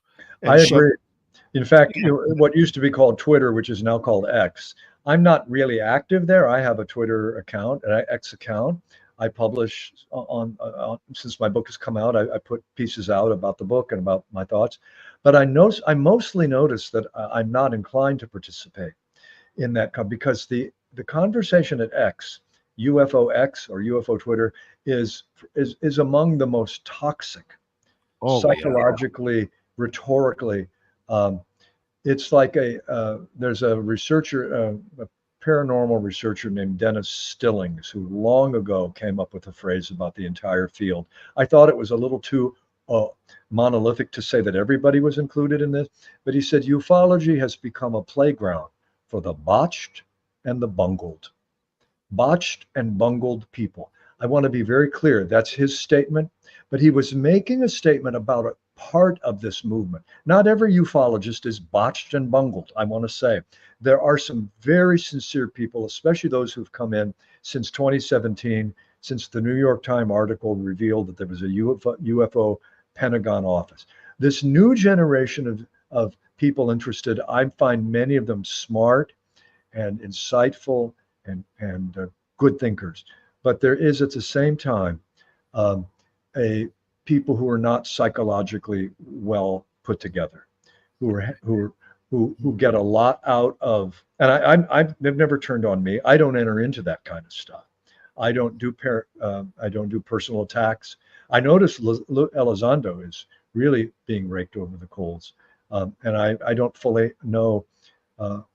I know there are some debunkers who hate him because they're committed to everything he says being wrong, but there are some legitimate UFO researchers who are dubious. So I give him credit for putting himself out there, and I don't want to be in his shoes. Well, you know what? I wouldn't want to be in his shoes either, but you are right. I mean, this topic has become very cult-like for the UAPers, as we call UApology now. UApology instead of ufology. And, since that 2017 New York Times article and the videos of the To the Stars Academy and the failure that was, we really are seeing a different attitude around this where, many people who are not experiencers have really shone the light on it. And I really think, in my opinion, that we got to get back to a little bit of the original roots of this all, and that is people experiencing the phenomenon and trying to figure out how the phenomena is going to affect us moving forward, because it's not our generation, it's the future generations that are going to have to deal with this. I absolutely agree with that, and that's why I think the experiencers are important. That's why I emphasized them in my book. I had a couple of good chapters, a couple chapters that focused largely on the challenges of completing this whole cycle and integrating it in your life. John Mack is this month, September. John Mack will be 20 years since he died in an automobile accident in London. He was at the height of really wrestling with this. He left much too soon. There are some in his name who are trying to continue his research, but I agree with you. Funny thing is, a lot of the people who don't like to think, the nuts and bolts researchers in the UFO movement, they don't like to think of this having anything to do with religion. Somehow that's a real button pusher. I don't explain it away in terms of religion, but what I'm struck by, you refer to as cultic, there is almost a religion forming among those who insist that, oh yes, any day now, the revelation will be at hand. This is the structure of a religious myth that, Jesus is coming back any day now. I say that not to disparage Christians. I'm not making it that way at all. But any day now continues not to happen. I'm not saying Jesus won't return. I'm not voting on that right now. I'm just saying you compare the Christian expectation that Jesus will return, the second coming, is a lot like the debates about what happened at the tomb on Easter Sunday, very much like what's hidden away in the tomb and what's hidden away at McDonnell Douglas. There is a religious undertone of this that I sometimes wonder if there are aliens and they go back home and report on their field work about the Earthlings. What do they report to their superiors about what they're understanding about us?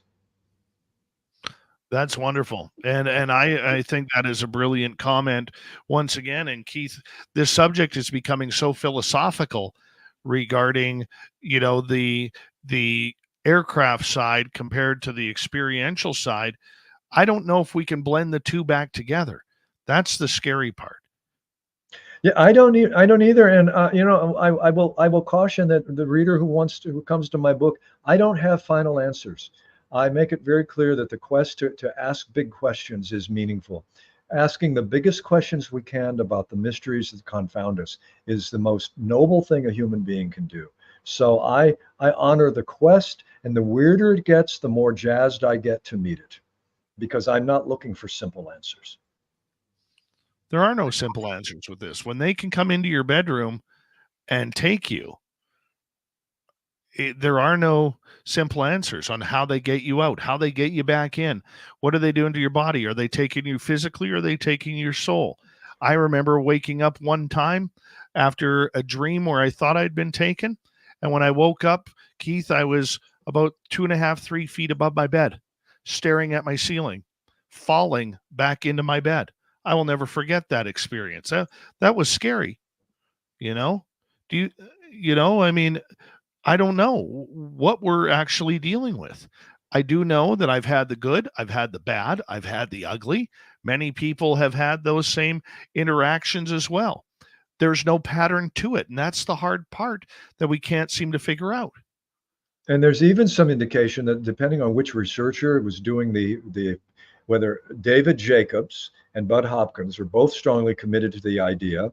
Hopkins is gone, he's died, but those two researchers in particular were very committed to the idea that these are intruders, these are kidnappings, these are unacceptable violations of human sovereignty. John Mack comes along, having had his own transformative experiences, having his own larger psychological openings through breath work that he did, and so forth, and also his own psychedelic exploration. He began to attract people whose abduction experiences were transformative and positive. So I'm open to the possibility of the book. To what extent do different researchers draw people who are in different stages of their experience? If you've had a bad experience and it feels like a violation, do you somehow get to work with Hopkins and Jacobs? But if you've had an experience, like you say, that might be good in addition to bad and ugly, did you end up working with John Mack? It's very hard to say, but there are both transformative and harrowing aspects of this, to be sure. Oh, extreme parts. We only got about 90 seconds to go here before we have to say goodnight to you. What do you want the public to know about this subject? What's important for your message? Well, my message really is, if you read my book, you'll find that I do place the witnesses in a very important place, and I do try to put it in terms of Campbell's model of, this is a kind of initiation. I do say in the book that in the religious traditions there are callings, the bells that ring, gongs that are chimed, a calling to worship, calling to the meditation center, calling into a different form of consciousness. Using that metaphor of the UFO as a call, I describe it as a call from the cosmos.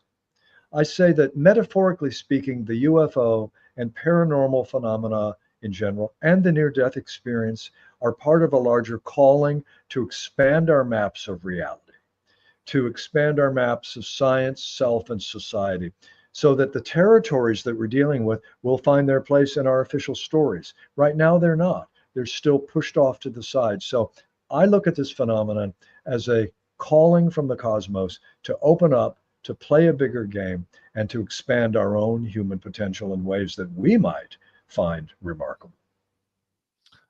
Your new book, which can be found in every major bookstore, is The UFO Paradox, the celestial and symbolic world of unidentified aerial phenomena.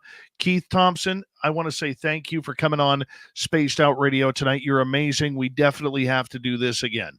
Dave Scott, thank you. I will be happy to come back, especially if something breaks in the story at large. If something does land in our lives, I'll come back. Awesome. Coming up next, we have Swamp Dweller, then Tim James with the UFO Report. Spaced Out Radio's Hour 3 is next. You're listening to Spaced Out Radio with your host, Dave Scott.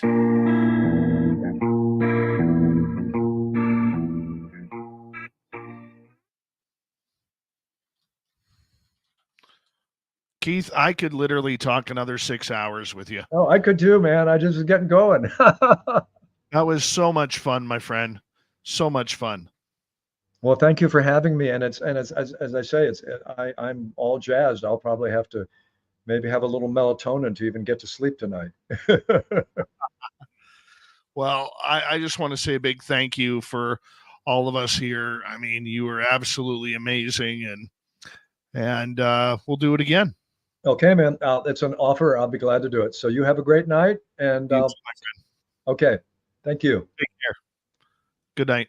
Good Keith night. Johnson, everybody. How awesome was Keith? Just amazing. Absolutely amazing. Can't wait to do that again. We'll be right back, everyone.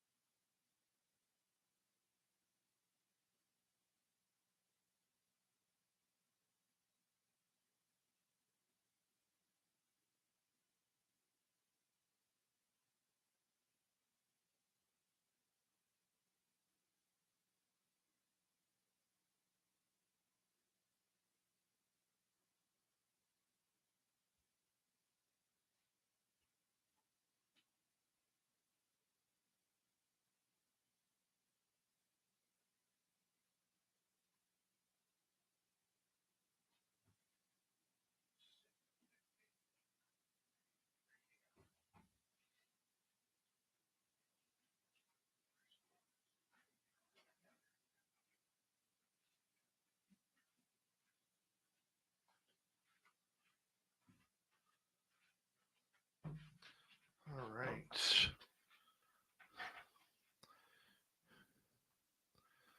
All right. How we all doing? Hi, Nicole Sakic. How are you?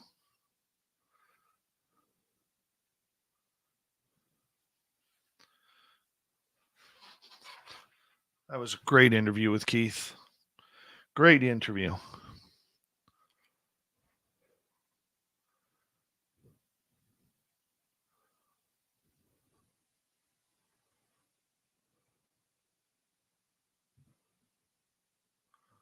I'm excited.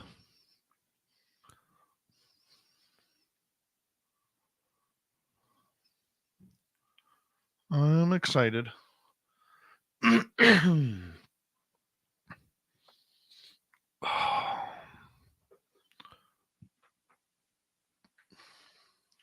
Hi, Bombshell Bomber.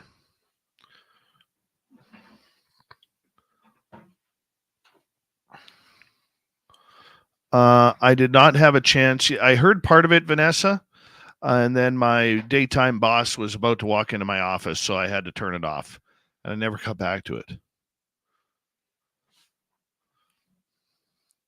Thank you tonight to T-Bone with a hat trick, Richard Minnick and Cosmic Joe for the wonderful super chats.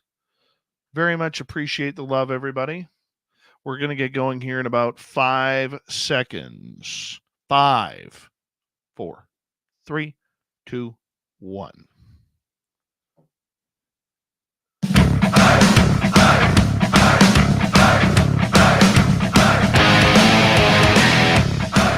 Here comes the final hour of Spaced Out Radio tonight. My name is Dave Scott. Thank you for joining us, because we love bringing the tinfoil news to you each and every night. Hello to everyone listening in on our terrestrial affiliates around North America, digitally on every major podcast network. Our website, spacedoutradio.com, we have a plethora of features for you. Rock out to Bumblefoot, read the news wire, check out our swag as well. Follow us on X at Spaced Out Radio, Instagram at Spaced Out Radio Show, and on Patreon in the Space Travelers Club. The Desert Clam has set the password for tonight in the SOR Space Travelers Club. UB is your password. Use it wisely, Space Travelers, as the Clam sets the password each and every night right here on Spaced Out Radio. Let's head to the swamp. Hello and welcome to Spaced Out Radio's Swamp. I'm Swamp Dweller, and tonight I'm going to take you on a mystic journey of the unknown, sharing tales of monsters, legends, and nightmares. Welcome to the Spaced Out Radio Swamp. About 4 to 5 years ago, I encountered something that inspired my creations. It was late at night, around 8 to 9 p.m. I was out on a walk to a nearby church. I live in a very rural area of Georgia. When I got to the church, I sat on the stairs leading to one of the main entrances. It was eerily silent, with no sound around at all.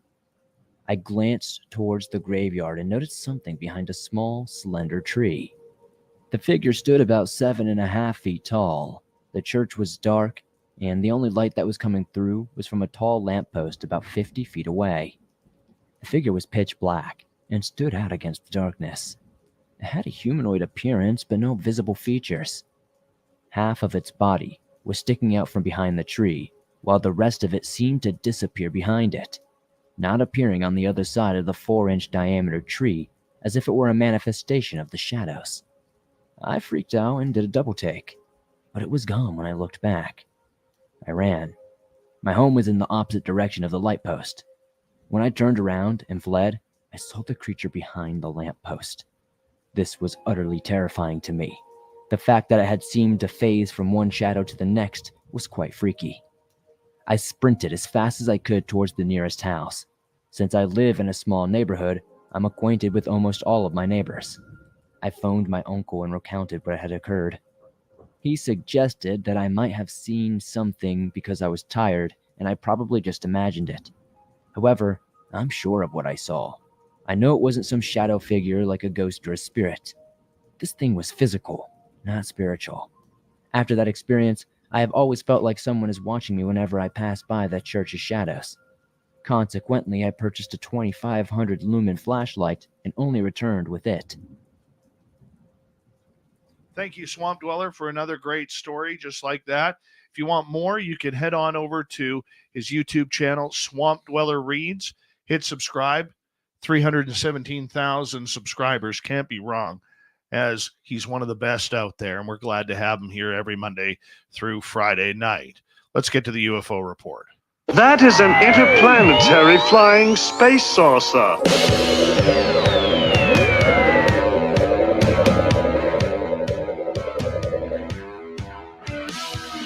You have made me very angry.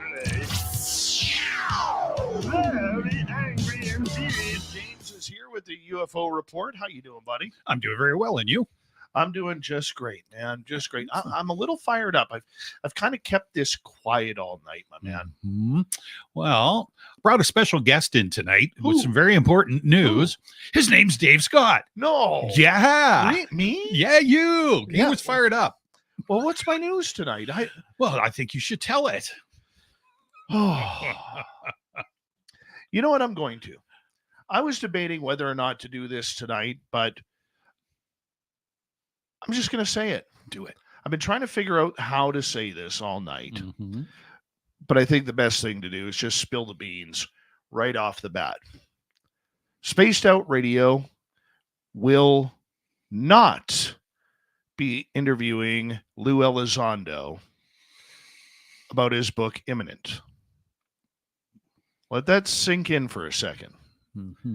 We will not be interviewing Lou Elizondo about his book Imminent. This bugs me because I want you all to know this is not a Lou Elizondo thing. This is HarperCollins Publishing. I got a letter earlier today, an email from HarperCollins, who I have been in contact with for months. Now, I'm going to tell the full story here. I'm not just going to tell bits of it. When it came out that Lou was finally going to release his book, I have Lou Elizondo's cell phone number. And I texted him. And I said, congratulations on your book. And when you start your media tour, I hope to get the opportunity to interview you. And he goes, I'm paraphrasing here. He goes, I would like that. Let me get you in touch with the publishers. Right. And within a couple of days, I had an email from the publishers. They told us that they wanted us to be one of his first interviews. After, the book was supposed to be out September 20th. And that week, within the first 6 days, they wanted us at Spaced Out Radio to interview Lou. And then about 3 weeks later, I started getting these weird emails from them. They said, Lou has a daytime interview time open. Can you do that? I said, our show is between 9 p.m. and midnight Pacific time. The interview is the first 2 hours. And we have a good history with Lou Elizondo. I said, Mr. Elizondo. Mm-hmm. And we would really appreciate him coming back at that time. He's been extremely accommodating in prior years. And we'd like to continue that. Then I'd get an email. Well, we have a time available at this certain time. Could you pre-record? We don't do pre-recordings because we are live radio. We don't pre-record. And this went on. And all of a sudden, the emails started coming every 2.5 to 3 weeks. And the deadline came. Still no interview. I kept putting out more requests. And I hadn't heard from their PR person named Julie from HarperCollins since August 21st. Now, I emailed them a couple weeks ago, never got a response.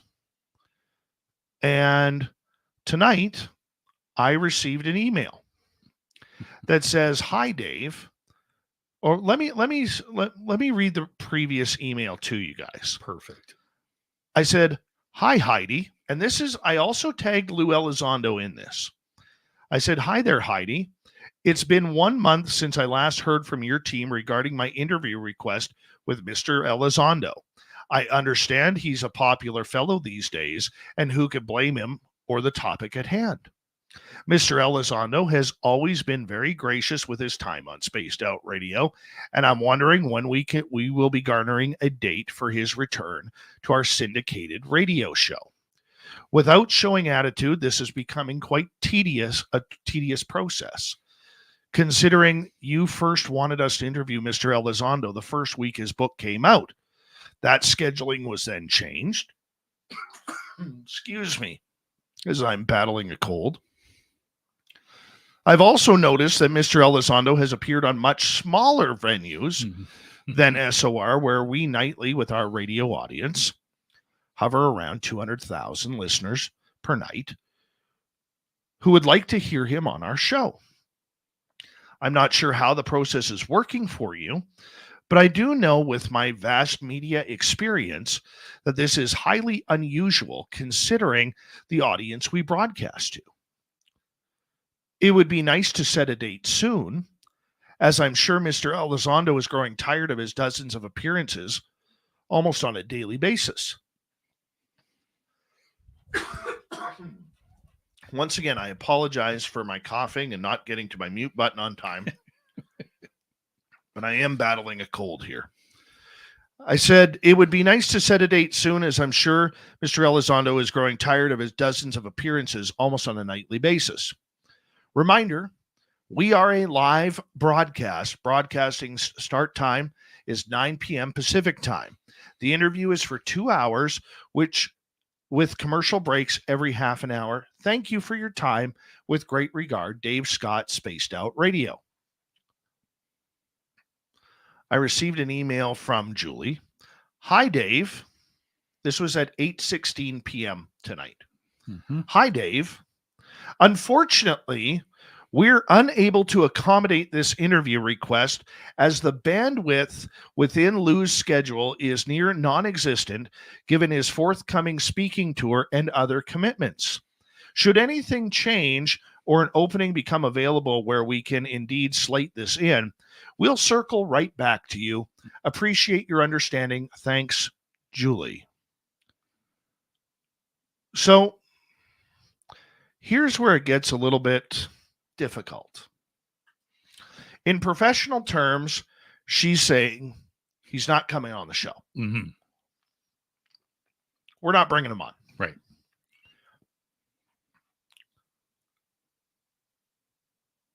Once again, I do not blame Lou Elizondo for this. This is not him. This is the publishing company. So what happens is when you sign a book deal and you know it's going to be a major success, the PR company for said publishing company, how can I put it? They take control of the media. It's in the contract. Okay, gotcha. Yeah, wet your whistle there. Right? Yeah. So with it being in the contract, he has no control over who he interviews with. However, I've already seen him on a couple of shows, many of them to be exact, with much smaller audiences than we have. Okay. Who have been able to interview him. Now, remember, we were originally slated to have him on the first week the book came out. Right. And we got nothing. So now, after this latest email, it's very difficult to process the fact that somebody who is this large in our community is not doing our radio shows, not just mine, other people's as well. Sure. Yeah. So that doesn't make any sense. Well, I shouldn't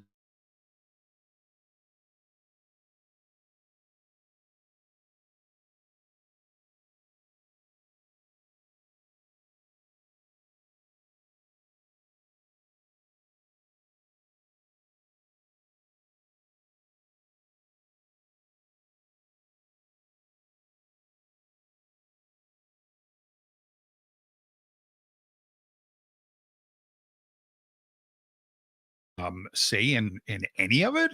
Like I don't know anything about book deals and that sort of thing. So interesting. I'm not kind of, and it's disappointing. I mean, especially when, you know, we talked about it before that he was going to be here or he was going to be on the show within the, you know, that first week. And it's like, darn it, what the heck happened? Yeah, it's kind of, well, and like you say, I don't think it's his fault, but I'm just wondering why that hadn't. There are a number of UFO shows out there, podcasts, that are not getting him. Mm-hmm. And it's not that we're whining. I'm not whining about it. I realize this is part of the business. Sure. Okay. But there are expectations. And if I'm a PR person, you got to realize I've dealt with PR people for the last 26 years. Lucky. Oh, yeah. Yeah.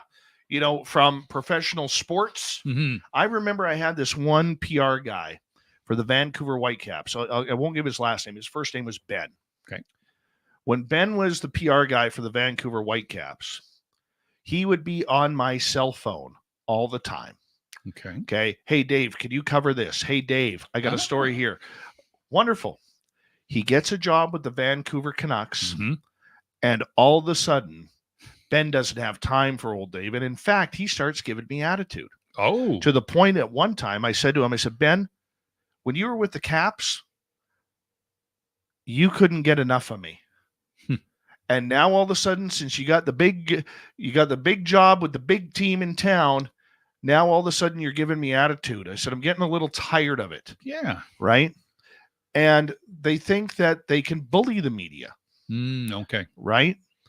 And when I see Elizondo sitting on interviews, especially on television, and I realize television has a much bigger pull than we do, not only because of the audience, but the visual as well. Fair enough. Yeah. And you see them, really, aliens? Do we have green men? What about all these flying saucers? What about Roswell? What about this? Asking the dumbest questions. I agree. Okay. Asking the absolute dumbest questions. Yep. It makes me just shudder. Yeah. Because Lou needs to answer some questions. Yeah. Especially with a lot of the news that's going on right now. Okay, especially with his involvement with ATIP, and there's a lot of controversy around that right now. For sure. And in fact, he went on one podcast who asked him about Stephen Greer. And Elizondo said, point blank, paraphrasing, I don't really talk about Stephen Greer at all. Yet on this show, back in 2021, on this show, he stated, quote, end quote, when I asked him about Stephen Greer, I do not negotiate with terrorists. Okay. Yeah. The point that I'm getting at with all of this is Elizondo is doing his media commitments that this group has put on. Right. But just like everything else, when it comes to UFOs, the UFO world is the last one who actually gets to interview their Messiah. Right. And many people in this field consider Elizondo a deity or a Messiah. Sure. And these are the people who are buying the book. These are the guaranteed sales that nobody gets to hear from. And it doesn't look good on them. So this is going to be my reaction. Okay. I am going to be texting Lou in the next couple of days. And I'm going to say to him very politely, with great regret, Lou, I will be rescinding my question or my opportunity to interview you on Spaced Out Radio about imminent. You are welcome to come on for any other topic once your media thing is clear. Okay? Yeah. But I have no use for being considered not just me. No. Our audience being considered a second-class citizen. Right. And these are the people, including myself, who bought the book. You know what usually happens with the publishing company? No. They send books to media outlets. Oh, yes. Okay. Guess who had to pay for his? Me. You. I don't mind. No, fair. I was going to get it anyways, Mhm. right? But once again, this is what happens. Yeah. So I'm going to send a text message directly to Lou, and I'm going to say, Lou, sorry, Excuse me. your publishing company insulted my audience, Mm-hmm. insulted me, led me astray. 100%. Yeah. Excuse me. Led me astray, led my audience astray, Mm-hmm. and now is saying we don't know if we have time for you. Okay? I'm not an ex-girlfriend. Okay? I'm way too masculine to be an ex-girlfriend or to be treated as such. My audience is way more important to me than Lou Elizondo and his book. Now that once again, this isn't on Lou. No. Because there's going to be people who listen to this, especially on X, who are going to go absolutely ape crap. Oh, look at Dave Scott at Spaced Out Radio whining about this. And this is one of those aha, caught you moments that they're not going to play this clip. Right. Okay. Which is, this is not on Lou. No. I have no ill intention towards Mr. Elizondo. He is more than welcome anytime on this show that he wants to come on. Right. But his publishing company can stick it where the sun don't shine. Okay? Yeah. They can. They have insulted me, my hard work on this show, which involves my team. You're part of my team. Understood. Yep. And many others. Yeah. But more so, they've insulted my audience. Exactly. And I will literally, that's where the hockey player comes out of me, man. Yeah, for I sure. will drop the gloves for my audience anytime. That's not talking tough. No. There's a reality to it. And when my audience gets screwed because I can't deliver the interview that they want to hear, that makes us look bad. Sure does. Okay. Yep. That makes us look bad. And HarperCollins, your PR team, should be ashamed of themselves at the way that they have treated Spaced Out Radio. Ashamed. Absolutely. Nope. Couldn't agree with you more. Okay. Yeah. It's disappointing. It is. And once again, I'm going to keep reiterating this for the next 90 seconds. Good. This is not Elizondo's fault. No. It's the contract he signed. He has no say in who he talks to and who he doesn't. But you got to draw the line somewhere. Yeah. And I'm going to tell you right now, when it comes to the book Imminent, even if they come to us and say, well, we'll set a date for you. No, because I don't do second fiddle. Yeah. They've treated us like a second fiddle, and we are better than that. Agreed. So shame on the HarperCollins PR company for leading Spaced Out Radio and our audience members astray. We've been looking forward to this for a couple of months, and I'm pulling the plug on it. Yep. They're not going to get the better of us. They're not going to get the better of the audience. Okay? Yeah. It is their fault for not doing their job properly, which is accommodating media outlets with interviews. And when I see shows that are much smaller than ours, less popular than ours, getting the interview, that bugs me. Yeah. It bugs me big time, and our audience should be offended. I'm not asking them how to think. They may say, Dave, just shove it. Just keep quiet. Okay, don't worry about it. But for our audience sake, we're not going to do it. No. I refuse to do it. It's not Lou Elizondo's fault. Right. It's HarperCollins, and shame on them for that. We're going to move on to the UFO Report with Tim James when we return on Spaced Out Radio. Stay tuned, everybody. Betty at Barney Hill is next. This is Spaced Out Radio and your host, Dave Scott.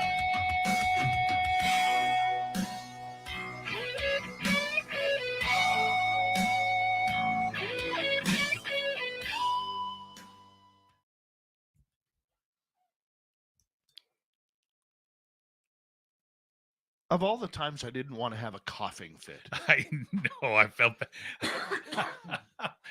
God No, damn it. For sure. For sure. Mhm. Yeah, some of that stuff, like obviously everything you were talking about, that perfect.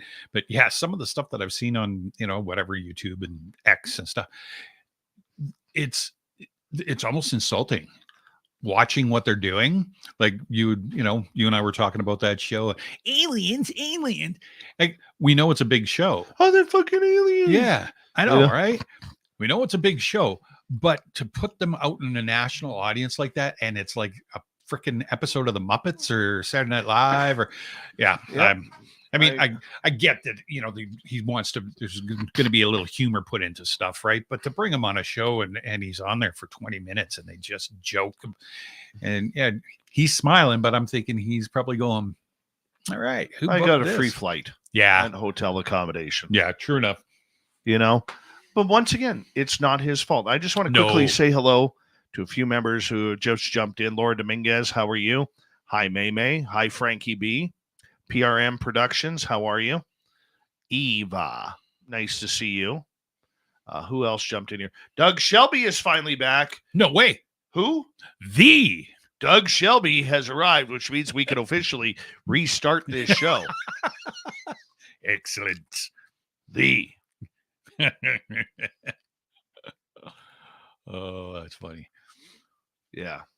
Nina Williams, how are you? The Daily Show appearance. And Joanne, nice to see you.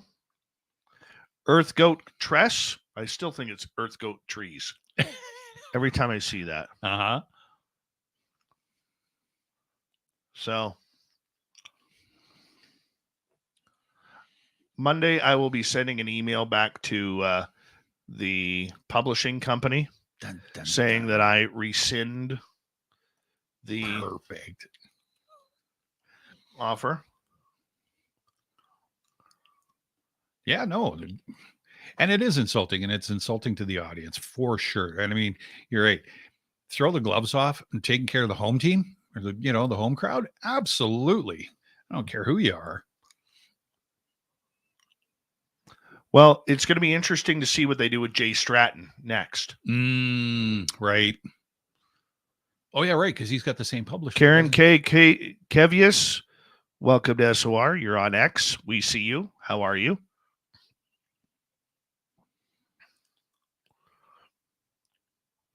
I'm pissed off at it. Yeah, rightly so. Pissed off. And once again, we have the emails that show that they wanted us on. I'm not making that up. No. We have the emails that we can prove. Okay, everybody wants empirical evidence. I have the empirical evidence that we got fucked. Yeah, no doubt. Okay. We'll take that out of the system. Well, thank God that part's not on the radio side. Oh, what the fuck? No. Yeah. Pardon me, if you're listening in on the radio podcast side, yeah, Saga 960, I apologize about the swearing right there. Yes. But that's the way it is. They'll edit it. The handlers have nothing to do with it, Vanessa. Mm. This is purely HarperCollins and the PR company in the contract that he signed that they handle all of his media and his interview requests on that. Oh, all right. But when I see him doing over 3 hours on a show that has less audience than we do. Oh, yeah. Yeah. Yeah. Just, yeah. Don't get it. Yeah. That's not cool. No.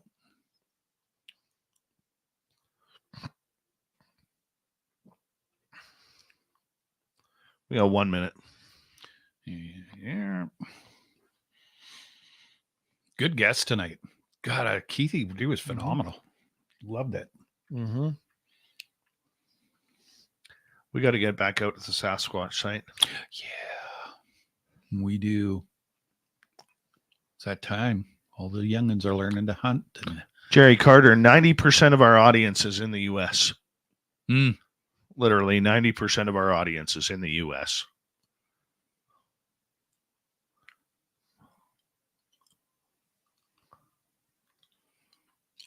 Thank you to T-Bone with a hat trick, Cosmic Joe and Richard for the super chats tonight. Very much appreciate the love and support. Somebody's loving and supporting us. Yay. If you're new here, don't forget to hit subscribe, ring that bell, give us a follow on X. And don't forget, you can shop at our Spaced Out Radio store. We do not have ugly swag, people. No ugly swag. None whatsoever. You can wear our stuff out in public and actually be proud to wear it. We got 7 seconds. Perfect.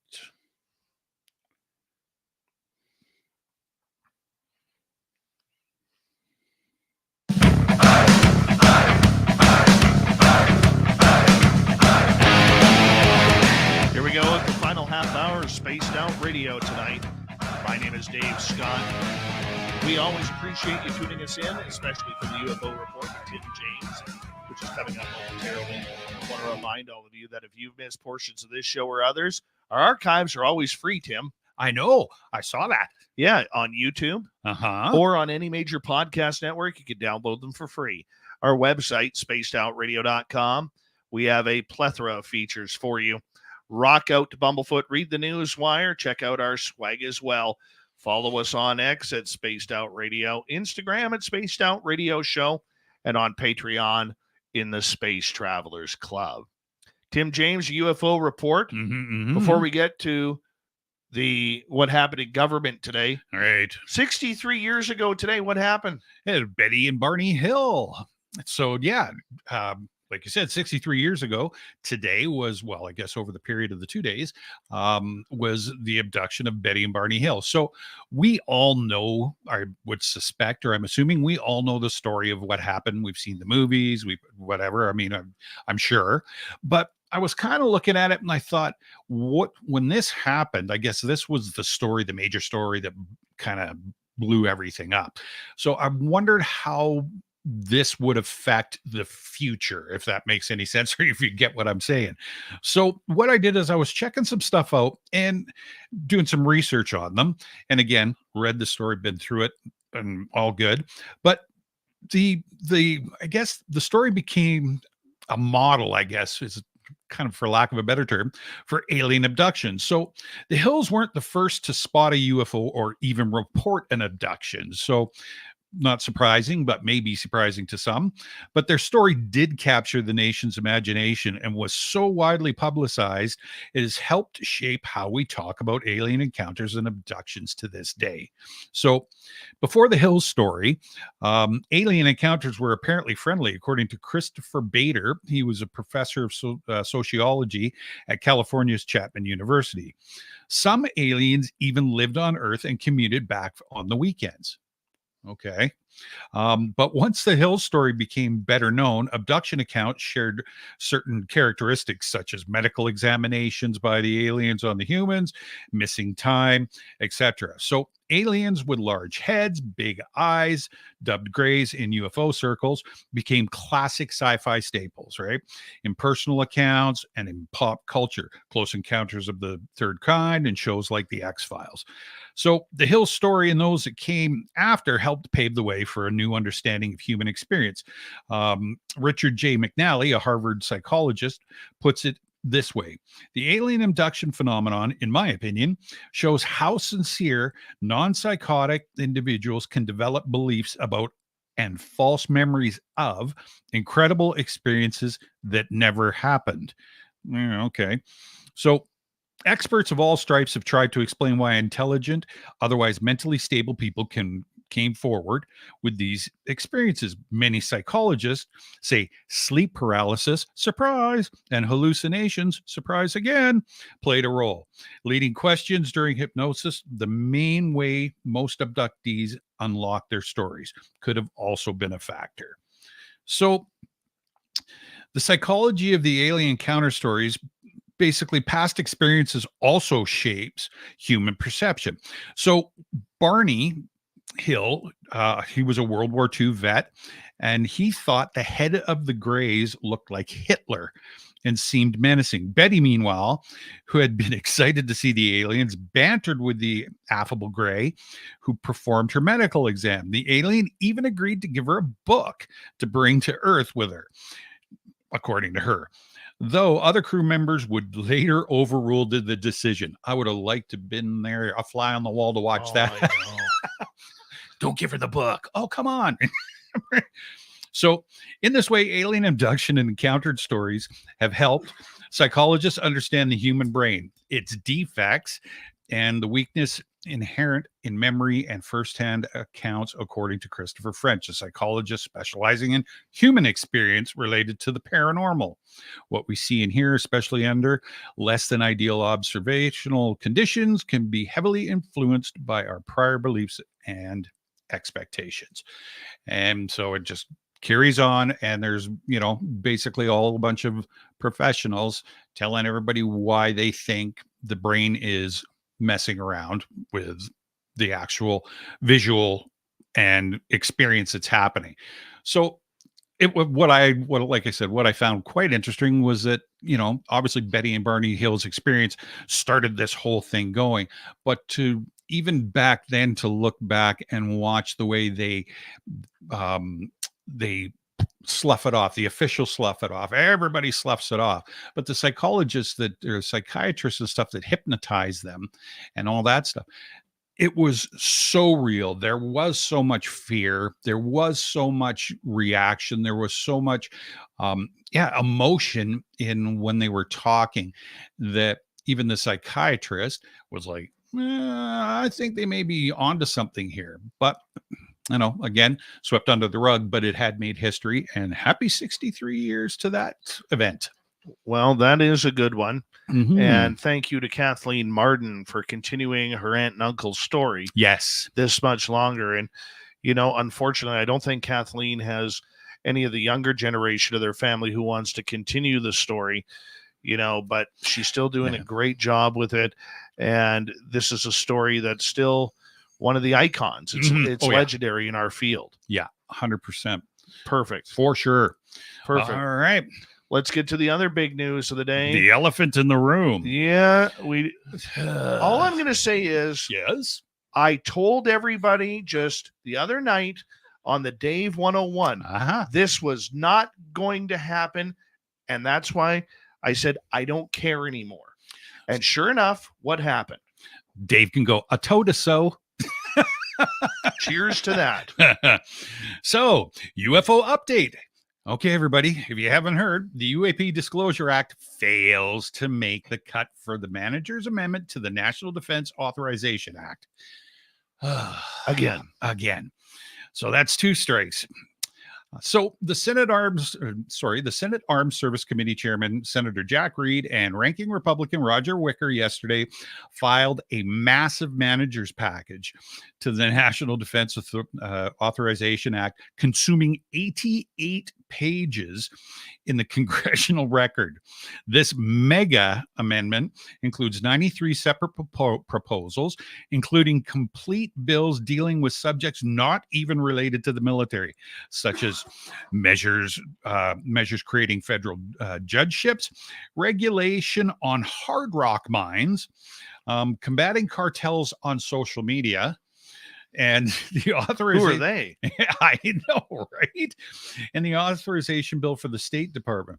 So it also includes the entire Intelligence Authority Act, including several UAP related provisions, and they just gutted it. So I'm sure a lot of people, again, I'm assuming, have read a lot of this. The new Reed-Wicker Omnibus Amendment does not, capital letters not, however, include the text of the Round-Schumer UAP Disclosure Act. So it's not even there. In a statement issued jointly by Reed and Wicker, they wrote, the manager's package is one amendment that incorporates 93 other amendments submitted by various members of the Senate. The amendments have been agreed to on by bipartisan basis by Senate Armed Service Committee leadership, all relevant committees of jurisdiction, and Senate leadership. To enact the bill in a timely manner, the SASC passed NDAA and the House passed NDAA will be combined through a series of negotiations led by the leadership of both those parties. The amendments included in the Reed-Wicker management package will be considered during the NDAA negotiations. This spells, are you ready for it?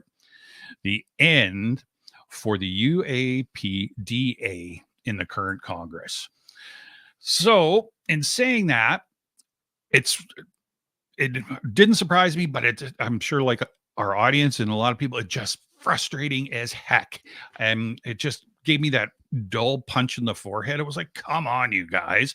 So there was a couple of quotes that I found, and I was just like, oh my goodness. So this one is allegedly put out by Eric Davis. His quote on why this failed. The eminent domain clause in the UAPDA is the poison pill here. This is a complete quote from him. It is not even needed because the National Security Act of 1947 and its amended version of 1949 already contain provisions whereby the U.S. government can implement eminent domain via the Fifth Amendment in matters of national security. So the eminent domain clause in the UAPDA is ridiculously redundant and sticks out like a sore thumb to private property rights promoters. It's like a big target on the back of the UAPDA that says, shoot me. Well, they just got shot. So that was his quote. So I was like, oh gosh, okay. And then the other one that kind of drives me nuts, and this is it's stuck in my craw, is a guy named Yuan Feng, and he is part of the UAP Disclosure Fund. So he was quoted as, "We remain hopeful that these senators and others will persist in their efforts to establish proper congressional oversight of UAP matters, which raise serious concerns regarding the use of taxpayer funds and national security." Wow, there's something new. "While this setback is disappointing, it does not diminish our resolve. Our mission to advance UAP transparency and disclosure continues. In the months ahead, we will explore every available avenue to maintain pressure on the government to be truthful with the American people and the global community. Our work will focus on building political momentum for UAP disclosure and demanding the truth because the public deserves nothing less." Sorry. You know what? It's how can I put it? It's disappointing to see that it got to this. Mm-hmm. We knew it was going to happen. Look, they're going to try and shut this down as much as they can. Yeah. They don't want disclosure. It doesn't matter how many senators want to talk about this, how many congressional people want to talk about this. The powers that be do not want this subject coming to light. Mm-hmm. We have seen that. We've been forewarning our audience about this. Yeah. Okay. Yeah. We can already expect the next hearings, which are allegedly happening November 12th or 13th. Yeah. Okay. Probably to be another nothing burger. Oh. And everything is going to be said behind a skiff. Oh, yeah. Okay. They are wasting our time. They are not getting to the true efforts of what this is all about. New. And nobody should be shocked here. No, people should be upset. Yeah. But nobody should be shocked. No. And if you were thinking that Santa Claus was going to bring you your favorite present that you've always wished for, it wasn't happening, and it's not going to happen. We're not going to get it. No. And I'm not trying to sound pessimistic. No. We are playing with people who know what is involved and what isn't involved with this subject. Mm-hmm. And unfortunately, we have UFO technology mixed in with secret technology, right, being branded under the UAP banner, not UFOs, the UAP banner, that is hindering everything that we need to know. Yeah. And they're hindering the people that we need to know, because a lot of those people who are involved in this subject, their names are tied to other intelligence operations, so they cannot be named. Exactly. Right? Exactly. So we're not going to get it. We are in a confirmation movement. Mm-hmm. Get, as much as you may get mad at me at saying this publicly, get the word disclosure out of your UFO vocabulary. Right. We are in confirmation mode. Right. That's all this is. There is no disclosure at all. I want disclosure. Don't get me wrong. I want disclosure. Mm-hmm. But disclosure means disclose all. Right. Not yeah buts. And that's all we get is redacted yeah buts. Mm-hmm. Give it to us or don't give it at all. Drop the subject. Yeah. Let us go back to our merry little world of what we had before, because you're ruining ufology. Yeah. And like I said to you earlier, and to coin a phrase, I guess is the best way to put it, everybody out there, all the audience and all this sort of stuff, and with news like this, just remember, the sky's not classified. So your eyes, your filming, your cameras, your whatever you do out there, the sky's not classified. You see it, you know it's there. You share it with us, you share it with people, like-minded people. It's there. I don't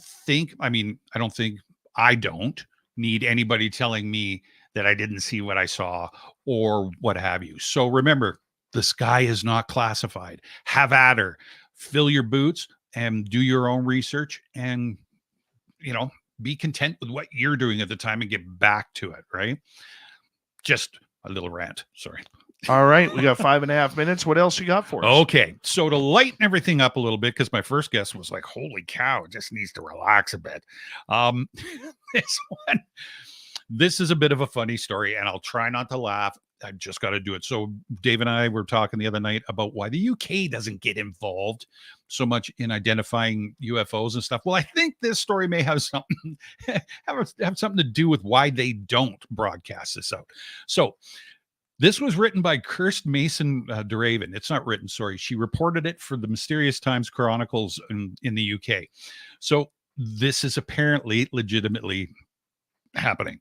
Residents of a tranquil village outside of Mount, in the United Kingdom, yes, the place is actually called Mount, are on edge following a series of peculiar events involving a disappearing tractor and another strange reoccurrence, with eyewitnesses now reporting sightings of mysterious individuals dressed in black.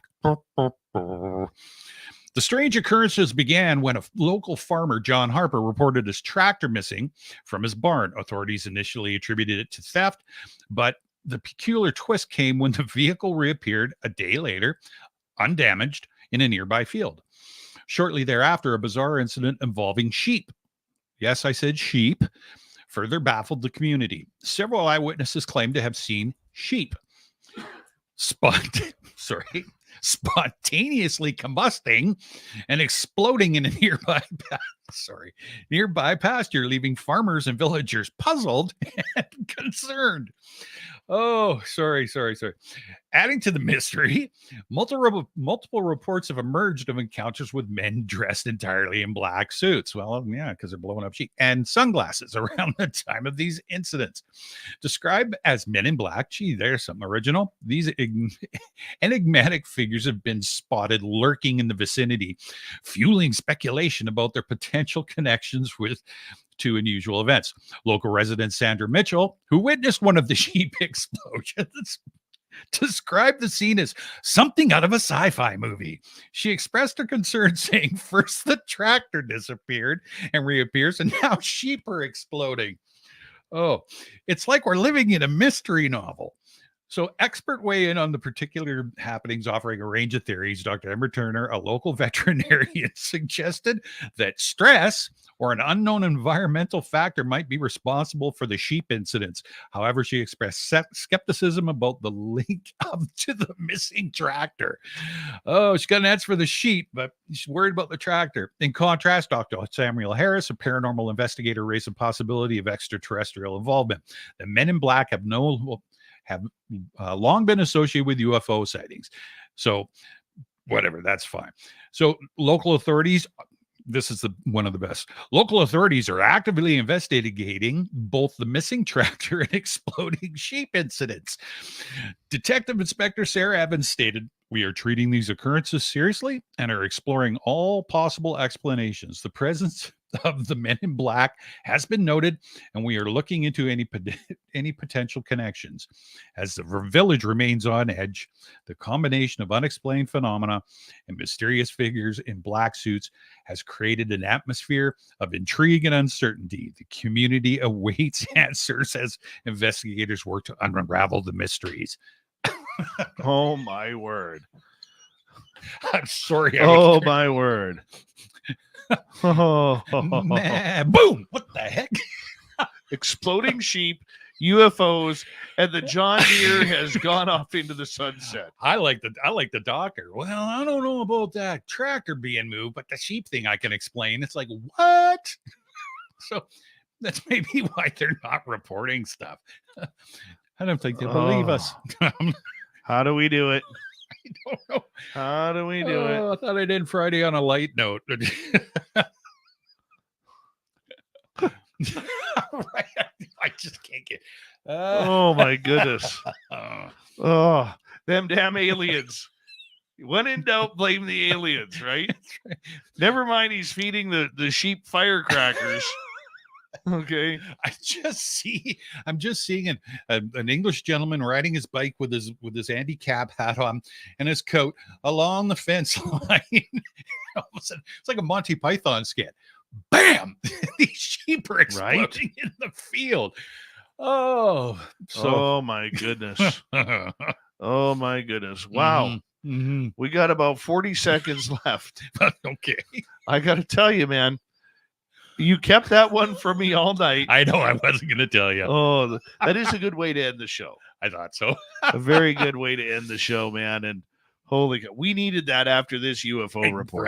Right. We needed that. My God. Damn aliens. Elizondo's PR company sucks. The aliens are blowing up sheep. We can't find the tractor. Betty and Barney Hill are somewhere off in space. There's no eminent domain. Nope. And here you and I are sitting in the middle of the forest in Canada trying to figure out where these damn aliens are. Yes. Oh, man. I can't believe this. I can't believe it. You know, this is the reason why we have weekend getaways in Vegas, man. Is so that way we don't have to deal with this stuff. Yep, I get that. It is that time.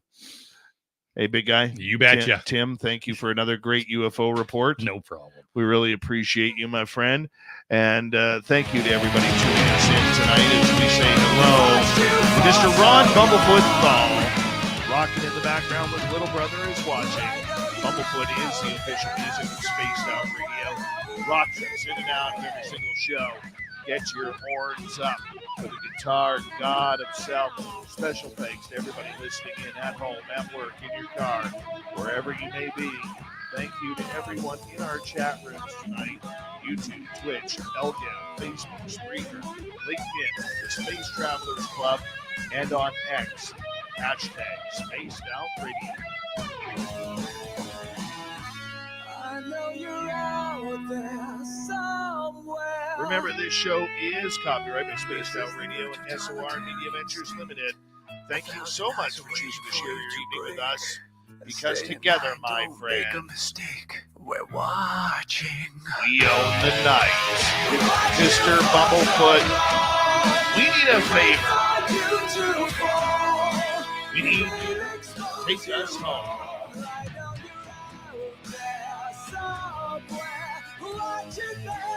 Yes, the Woo train has docked for the night.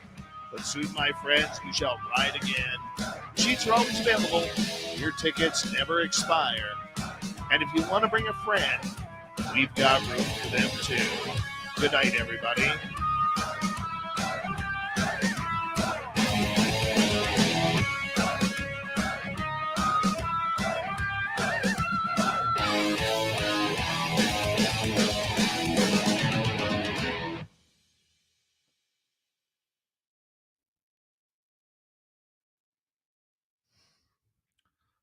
That was good times. Yes. That was a good show. The guest was awesome. My first guest, he was good. Yeah. Oh, man, I wish my voice didn't crack up at that point. That just pisses me off. Well, not that you could help it. Well, I realize that. But still, I get it. Yeah, I guess so. It's just a piss off. Yeah. Just one of those radio things. You just get angry. And there's nothing worse that sound on live radio that sounds worse than a cough. True. Right. I just couldn't make, like, I tried. Yeah. I just couldn't Well, get to it. I saw you struggling, and I was like, okay, I'm going to jump in here. And then I was like, okay, let's get this. Then I'm waving to you. Yeah. Like, talk, Talk. you son of a bitch. Well, I didn't want to interrupt you. And I'm like, okay, are we going to do this? Or, yeah, I can jump in. Oh, you got that right. You got that right. Man.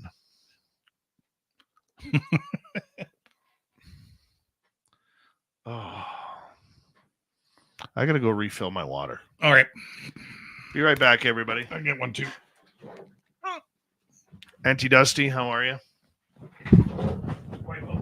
You're wiping. What are you doing there, man? I'm jammed in this corner. Well, apparently you're wrecking this stuff. Yes. Yeah.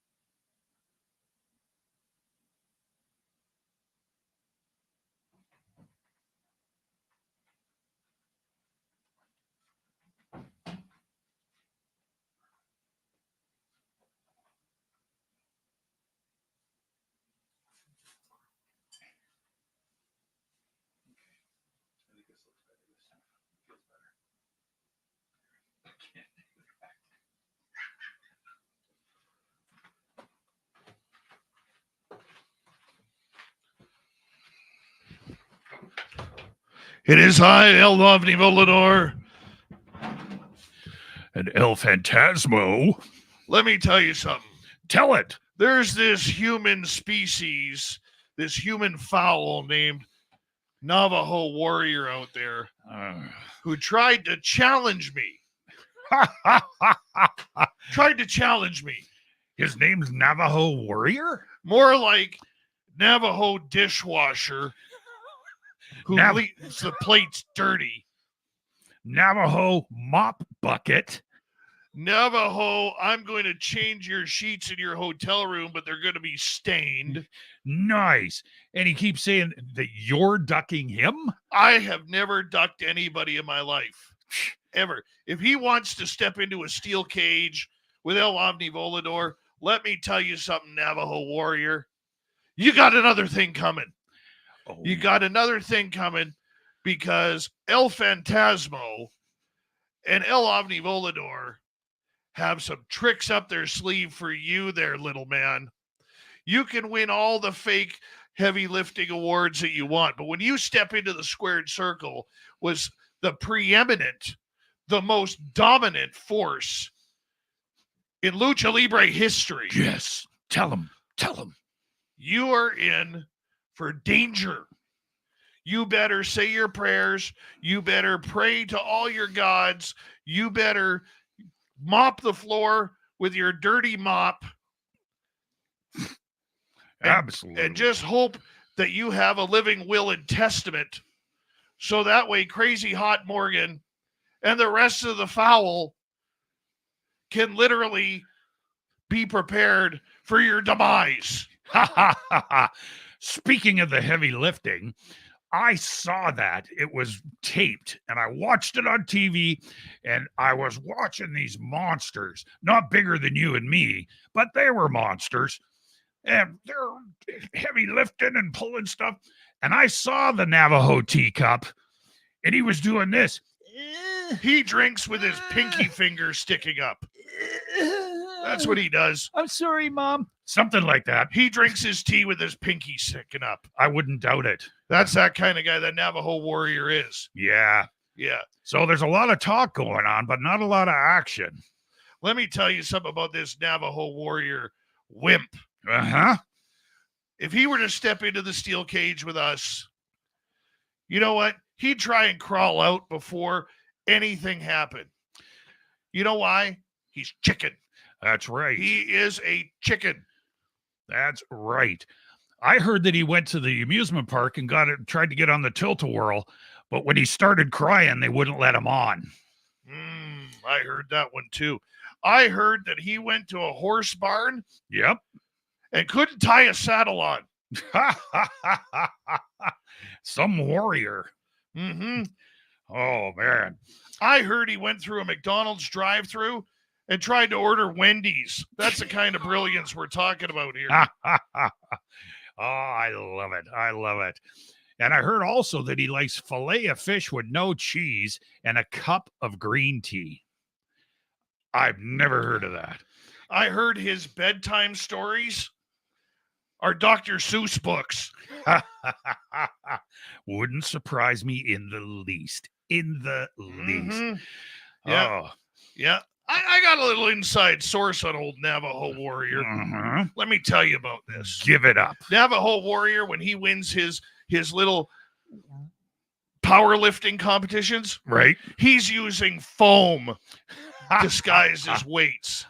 There's nothing heavy about that. Not like all. You and me bench pressing 600 plus pounds each. Yeah, easily 200 times in 3 minutes. 3 minutes. Yeah, we'll be cutting that down. Navajo Warrior, let me tell you, you've stepped in the mud this time. And you, your fans, the SOR Mongols here who are hanging out here, you people have no idea the destruction that you are causing yourselves with El Volador and El Phantasmo. That's right. That is exactly right. Oh, I can hardly wait for this. Coming off the top rope, elbow to the side of the head. I don't even need the cage.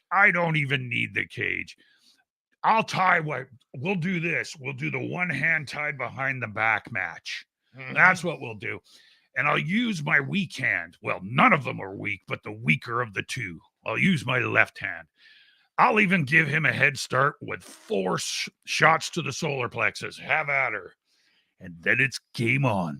You know what his theme song is to walk to the ring? No. Time to say goodbye. Oh. You know why? Because he's going bye-bye after this match. Sleepy time. It is night-night time for Navajo Warrior. Yeah. He's the kind of guy who sticks his gum underneath a table at a restaurant. Oh, I do that. Sorry. I do that. What? You're not supposed to I say mean, that. I never do that. That's ridiculous. I also heard when he goes to the washroom, he sits down to pee. Yeah, I heard that too. Unbelievable. I heard when he has nightmares about you and I, that crazy hot Morgan actually has to drop an elbow on his solar plexus Good. just to get him back to normal. Gee. Well, we have that effect. We have that effect. We are the nightmares. That's we are the it. living nightmares Absolutely. that he can't handle it. Nope. Keep sending the voicemails. I don't see you standing here. So the easiest part of this whole thing is you going like this. That's all it is just a lot of jibber jabber that you cannot handle, Navajo Warrior. Willy-nilly shenanigans. That's exactly right. So you could paint up your face, make yourself look all bad, but the only people you're scaring are the little kids in the book section of a library. Oh, and we don't like it when people scare kids. Oh, you scare kids. Only sometimes. Not always. Don't believe this guy. All right. You know what's sad? No. Is these people, besides him? Is these weirdos in this chat room here who think that you and I are Dave and Tim. What the heck's a chat room? Right there. Oh, okay. I can't read, so I don't know what any of that is. Dave and Tim are not here. No. They're not here. They are doing whatever they are doing outside of here. This is real stuff, people. This is real life. They probably went upstairs or something like that to drink virgin Bellinis. Oh, they're on the Shirley Temple Express right now. That's right. Probably having tofu and quinoa or whatever you call it. Quinoa, that's it. Bunch of pansies. Oh, I need meat. I'll tell you. Exactly. I'll tell you. I'm looking at this chat room, and there's some unattractive people in there tonight. Oh. Unattractive, especially that Rob G. I heard about that guy. I have no idea what that's about. And he's got a pink beard. You know what else about his pink beard? What's that? He wears glasses that have regular lenses in them because he wants to be stylish. He doesn't have eye problems. What? I said, pardon. That is so weird. Yep. Why would he do that? Rob G tucks his underwear inside, or his shirt inside his underwear. Oh, man. He's that guy. Well, the other thing that I noticed, too, is what's with the Bret Michaels thing around his head? Yeah, his theme song on his banner is Talk Dirty to Me. Unskinny Bop? Oh, we're trying to give him something to believe in, but every rose has its thorn, if you know what I mean. That was good. I'm going to write that one down. I can't write. Appreciate that. Got that recorded, hopefully. Oh, my goodness. Let me tell you something about Rob G. What else? Secretly, he wears a cowboy hat. Okay. All right. That's the kind of guy we're dealing with here. And he's never ridden a horse. Oh, my goodness. That's crazy. That is absolutely crazy. Yep. Wears a cowboy hat and's never ridden a horse. He's Rob probably G. a Yellowstone fan. What the heck's with that? I don't know. You just can't trust a guy like that. Absolutely not. No, you cannot trust a guy like that whatsoever. Well, he's the kind of guy who eats the last appetizer. I love that. He leaves the Kool-Aid jug this full. Oh, I heard that Tim James doesn't like that. That's a trigger for him.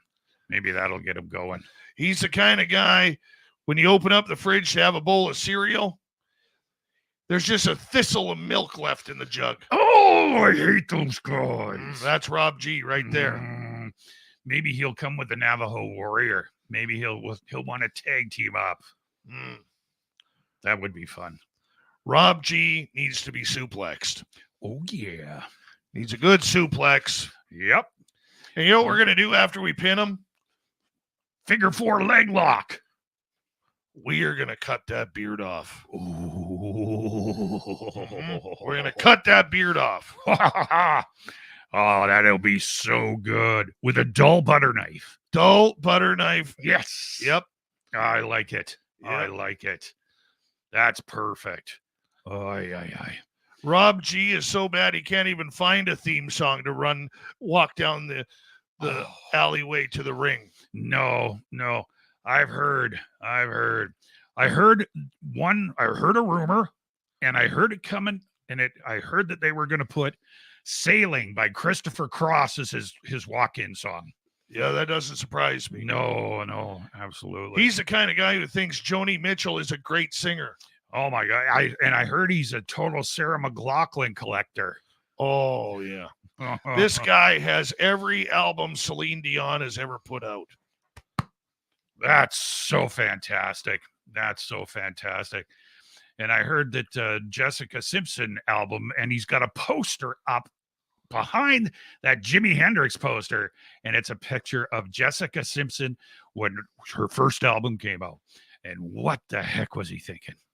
I'm not sure. I've heard a lot of stuff about that Rob G guy. Yep. They call him Sweet. I don't know. Every time he goes to the bathroom and leaves a mess, Rob G plays Britney Spears' Oops, I Did It Again. Oh, that's just brutal. That's brutal. Well, but let me tell you something about El Ovni Volador. Yep. El Ovni Volador is pissed at Navajo Warrior, man. Yep. Oh, absolutely. Just pissed. Absolutely. No, like I say, all talk, no action, and don't take my kindness for weakness. Navajo. Don't. Navajo Buttercup because he's soft. Navajo Warrior's the kind of guy where after a wrestling match, he writes poetry. Oh, that is so sick. Really? What kind of man does that? I don't know.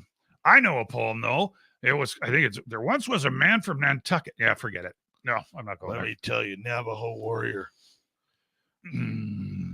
More like Navajo Shipwreck because he's going down like the Titanic. Oh, yeah. Beautiful.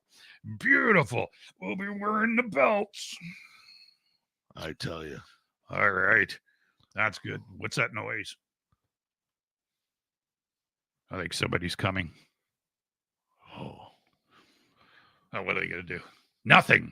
I'm not scared. Me either.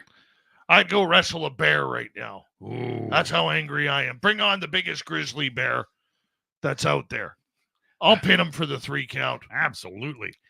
Let's go two grizzly bears and a cougar. What kind of cougar? She can wait till later. Let's just get the grizzly bears. Let's get some grizzly bear action happening here. Absolutely. But let me tell you something, Navajo Warrior. Before I leave, I just want to say that you are messing with Doomsday.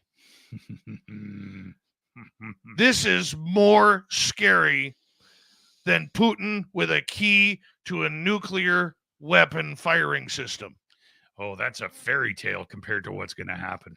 Navajo Warrior, not only am I going to pin you for a 3 count, you're going to be begging for a 10 count just so you can get out of the ring and save some face. Because when El Ovni Volador gets through with you, you'll never wrestle again. Perfect. We're sending you to the hospital. That's right. So you have to tell all your 15-year-old friends that you won't be able to play wrestler anymore. Yeah. Well, we're in the back signing autographs for all the fans and all the ladies. Yes. You're going to be sitting in the middle of the ring wondering which carnival act you're at. Because once you get off this ride, there is no survival. That's it. I'm out of here. Let's go. Son of a devil. Stupid crap. God, son of a.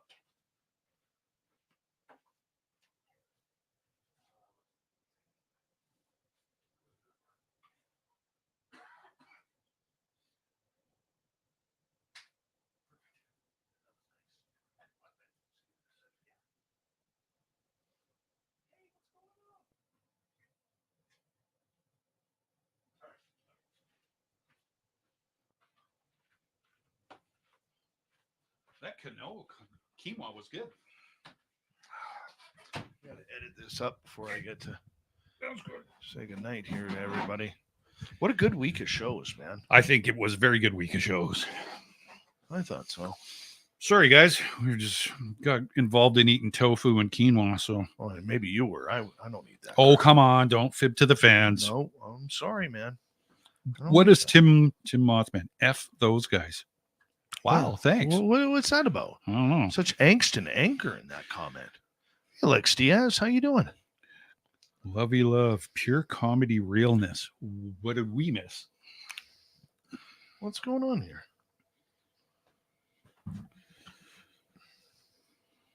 I don't get it. I don't either. Oh, well. I don't get it.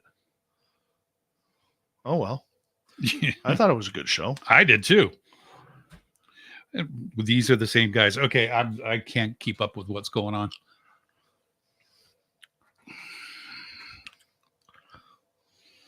Do. Oh, no. I think El Ovni Volador was here. How can you tell? Well, there was a comment in here from Lex Diaz. Yeah, run away, El Ovni Volador. And Son of a... don't be fooled by TV magic. I don't get it.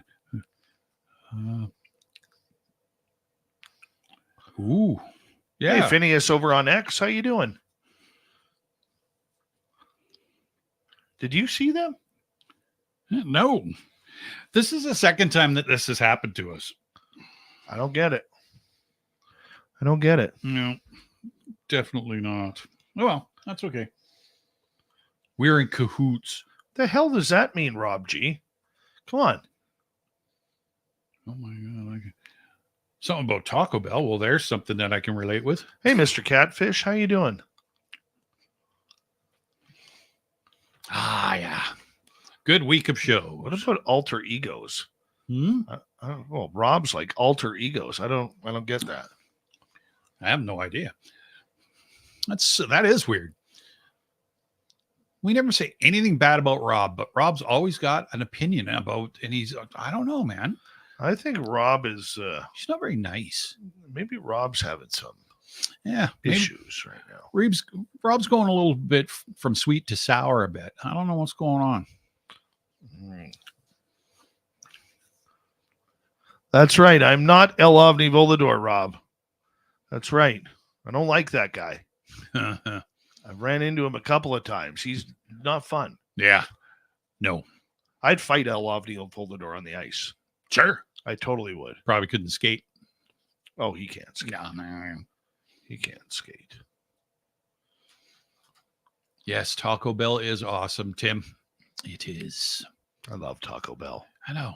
It's just our thing. That's our staple talk. We're going to just have to do a run to Kamloops one day. Yeah, whenever I get time. Right? Yeah.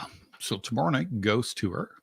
Ghost Tour tomorrow night. Sweet Yeah. Robbie G is going to have some great shows this weekend. Yeah. Yeah, he's kicking ass and taking names right now. No, I know. I watched in all seriousness, I watched Rob's show earlier this afternoon. And it was, I liked it. I really enjoyed it. Hold on. What does Rob say here? Would you agree, Dave, that El Ovni Volador is a pretentious asshole? Yeah, absolutely I would. I've ran into him. Him and I've got into it verbally a little bit over the time. That's not cool. He's not a nice guy. He's not a nice guy whatsoever. Hey, Audio, how you doing? JSCO, how you doing?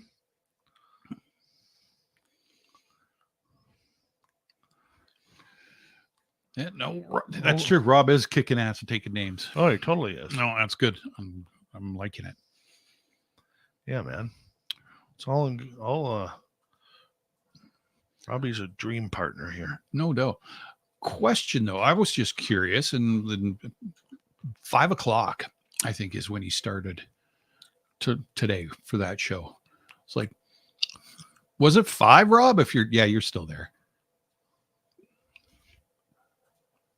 Yeah, I was like, didn't seem like there was Yeah, if you guys haven't subscribed to Sweet Robbie G's Social Dig channel yet, make sure you do. Yeah. No, for sure. Like I say, today's show was really good. I enjoyed that. And yeah, as soon as I get into the chat room, and then I just start posting it on social media. Rob's on. Let's go. That's right. Yeah, 5 o'clock. Okay. 5 o'clock, just like a 5 o'clock shadow, my friend. Yeah. Speaking of that, this has got to get a little higher and tighter. It's driving me nuts. I think my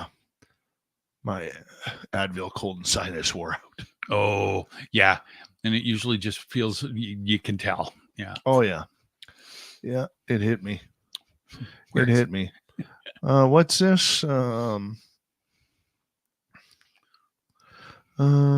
Tippy says, El Ovni farted all over your chairs when you all went to play dolls. We didn't go play dolls. Oh. I don't play dolls. Oh. Jeez. I didn't see you How playing rude. God. We weren't playing with dolls. No. God. Yeah, we leave for what? Not even 5 minutes, and holy cow. Tell me about it. Like, we're just trying to make a living here. Exactly. Finish the show, get the edits done, and get some sleep. Very interesting. Keith Johnson was great. Yeah. And it's funny because, like, obviously I got the book, and just listening to him speak tonight was really, really cool. And what great stories. So now I got to rip into, and in my book, and I was like, oh no, la, la, la, la, la. But no, it's all good. I'm going to dig into that. Hold on a second here. PRM, Spaced Out Radio. Is it safe to say Julie won't be getting any Christmas cards from you this year? Why? I love Julie. Jules is awesome. Oh, that Julie. Sorry. No, that Julie will not be getting any Christmas cards this year. None whatsoever. None whatsoever.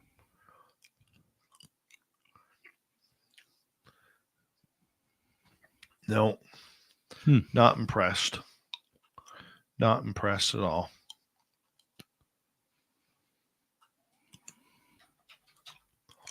They're doing the exact same thing that the To the Stars Academy did, which was absolutely cut out your audience that has supported you. You know, hey, let's thank the people who support Lou Elizondo in his book by not granting any of those type of shows interviews. That blows me away because, like I say, I've seen some of the interviews that are very good, and it's very interesting. Some of it's repetitive, and I get it, but there are people, like you said, there's people out there that want to hear it and want to see an interview, maybe ask some different questions, but then they put them on shows only because of the audience factor. I think it's just, that's all it is the size of the audience, and they make fun of them because they don't understand it. They are not even trying to understand. Oh, I read your book. Okay. You could tell that host who did that. What is it? The Late Show or whatever it is. Yeah. You could tell that he had no clue what the book was about. No, for sure. All he saw was the word aliens, and that's where he was just being an idiot. Yeah, totally. And that show is, I love The Daily Show for satire and stuff like that. I really do. I think it's smart, it's intelligent, and whatever. But to bring somebody serious on and then still as a host act like a goof. Like, It's because he didn't know a thing about it. no. All he needed to hear was UFOs and aliens. Mhm. And he's like, I got this. I got this. Yeah, exactly. I can write a bit, right? Yeah. No, it's too bad. Oh, whatever. Yeah. Lee says, sounds like SOR and others were used as publicity platforms, disclosure or dollars for disclosure cap. No, we weren't used at all. We weren't used at all. We put in and we followed the rules and the guidelines. We put in a request for a media interview, and we were not granted that media interview. Yeah, but I'm wondering though. Like, I mean, I kind of get what he's saying. I'm just wondering, what was the big deviation, or maybe I'm just thinking too much about it or into it. I mean, what was the deviation from saying we want you to go? They got more demand from. I think there was more demand from television. Yeah. Okay. I mean, look, we're not going to compete with the Today Show. No, we're not of going to course. compete with Coast to Coast. We're not going to compete with Fox News. We're not going to compete with News Nation. We're not going to compete with the Late Show or whatever. No. Okay. We're not. We're just not. And television shows a picture. Radio does not. Yeah, Outside of our YouTube channel, radio does not show a picture. Yeah. Okay. And you know what? They wanted to get as much FaceTime on him as possible, which I get. Mm-hmm. Which I get. And he's done some very large platform UFO or YouTube channels as well. Yeah. And good on him for doing that. Yep. But when I see shows smaller than ours getting the interviews, that's not what it's very cool about. No, it doesn't make very much sense again. But right? That's not what that's what bugs me. Yeah. Especially when I have the email stating that we're supposed to be on with him week 1. Yeah. And again, and I can understand the demand. Sure, of course. It's a juicy topic, dude. Yeah. And people love the juice. Oh, yeah. Well, even like on X today, formerly known as Twitter, there was so much. Like, it's so funny how it focuses. Like you and I were talking Monday and Tuesday and even Wednesday. It was just an explosion of 9 million news stories about UFOs and obviously politics and stuff, but UFOs and all that sort of stuff. And it was hard to kind of narrow stuff down to figure out what was important that day and what was just, fluff.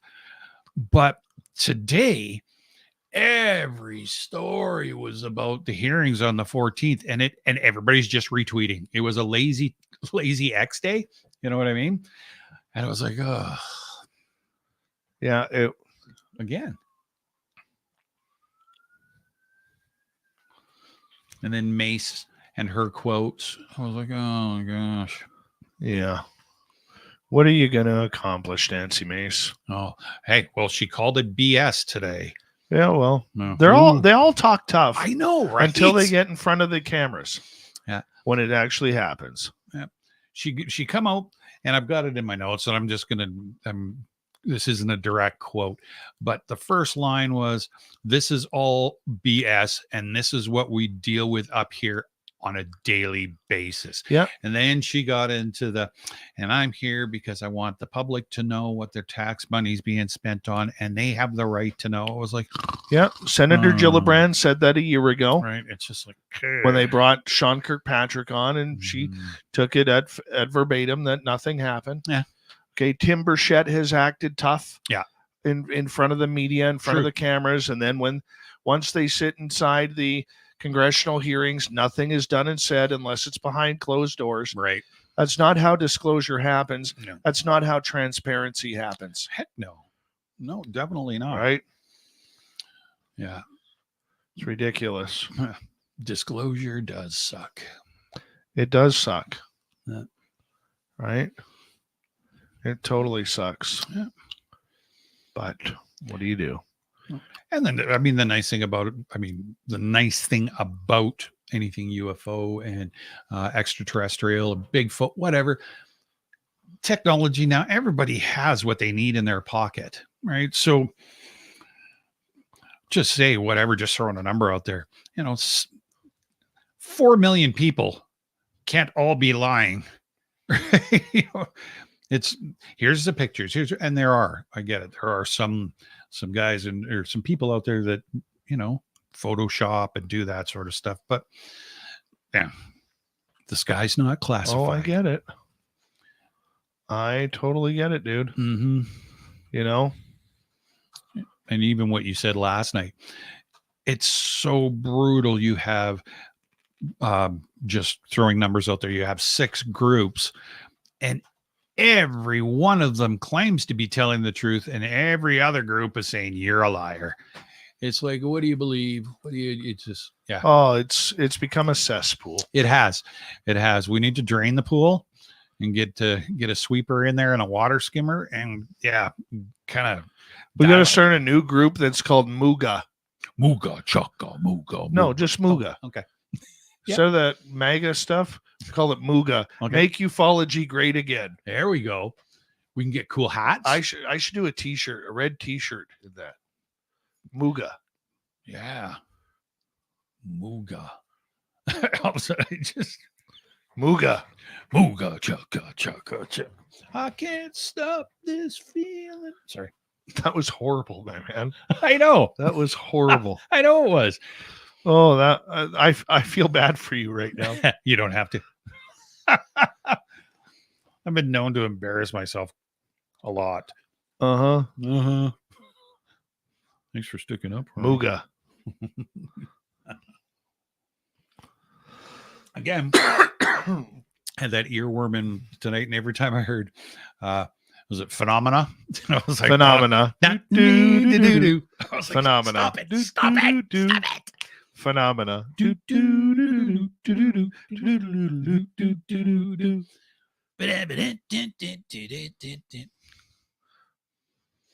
you ever see the Troy Polamalu version of that?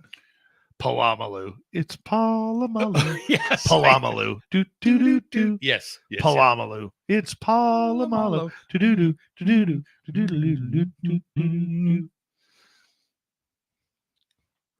Uh-huh. That's the way it goes. All right. Sweet Robbie G is going to be having the after hours chat room go on over on his channel of the Social Dig. So make sure you go claim that. And we're out of here for the weekend. I'll see you all on Monday when my guest will be Michael O. Sedona. Yeah, Michael O. Sedona. What are we talking about? ETs and UFOs of Arizona. Ooh. It's going to be good. Thank you tonight to T-Bone with a hat trick, Richard and Cosmic Joe for the super chats. Really appreciate it. I'm going to go rest my voice here, people. You have a great weekend. Love you all. Thank you for the new subscribers this week. Thank you to everybody who followed us on social media. And we own the night. Good night, Tim. Good night, Dave. Hold on. I got to play the theme song thing. Wait, Let's try that again. Okay. Good night, Tim. Good night, Dave.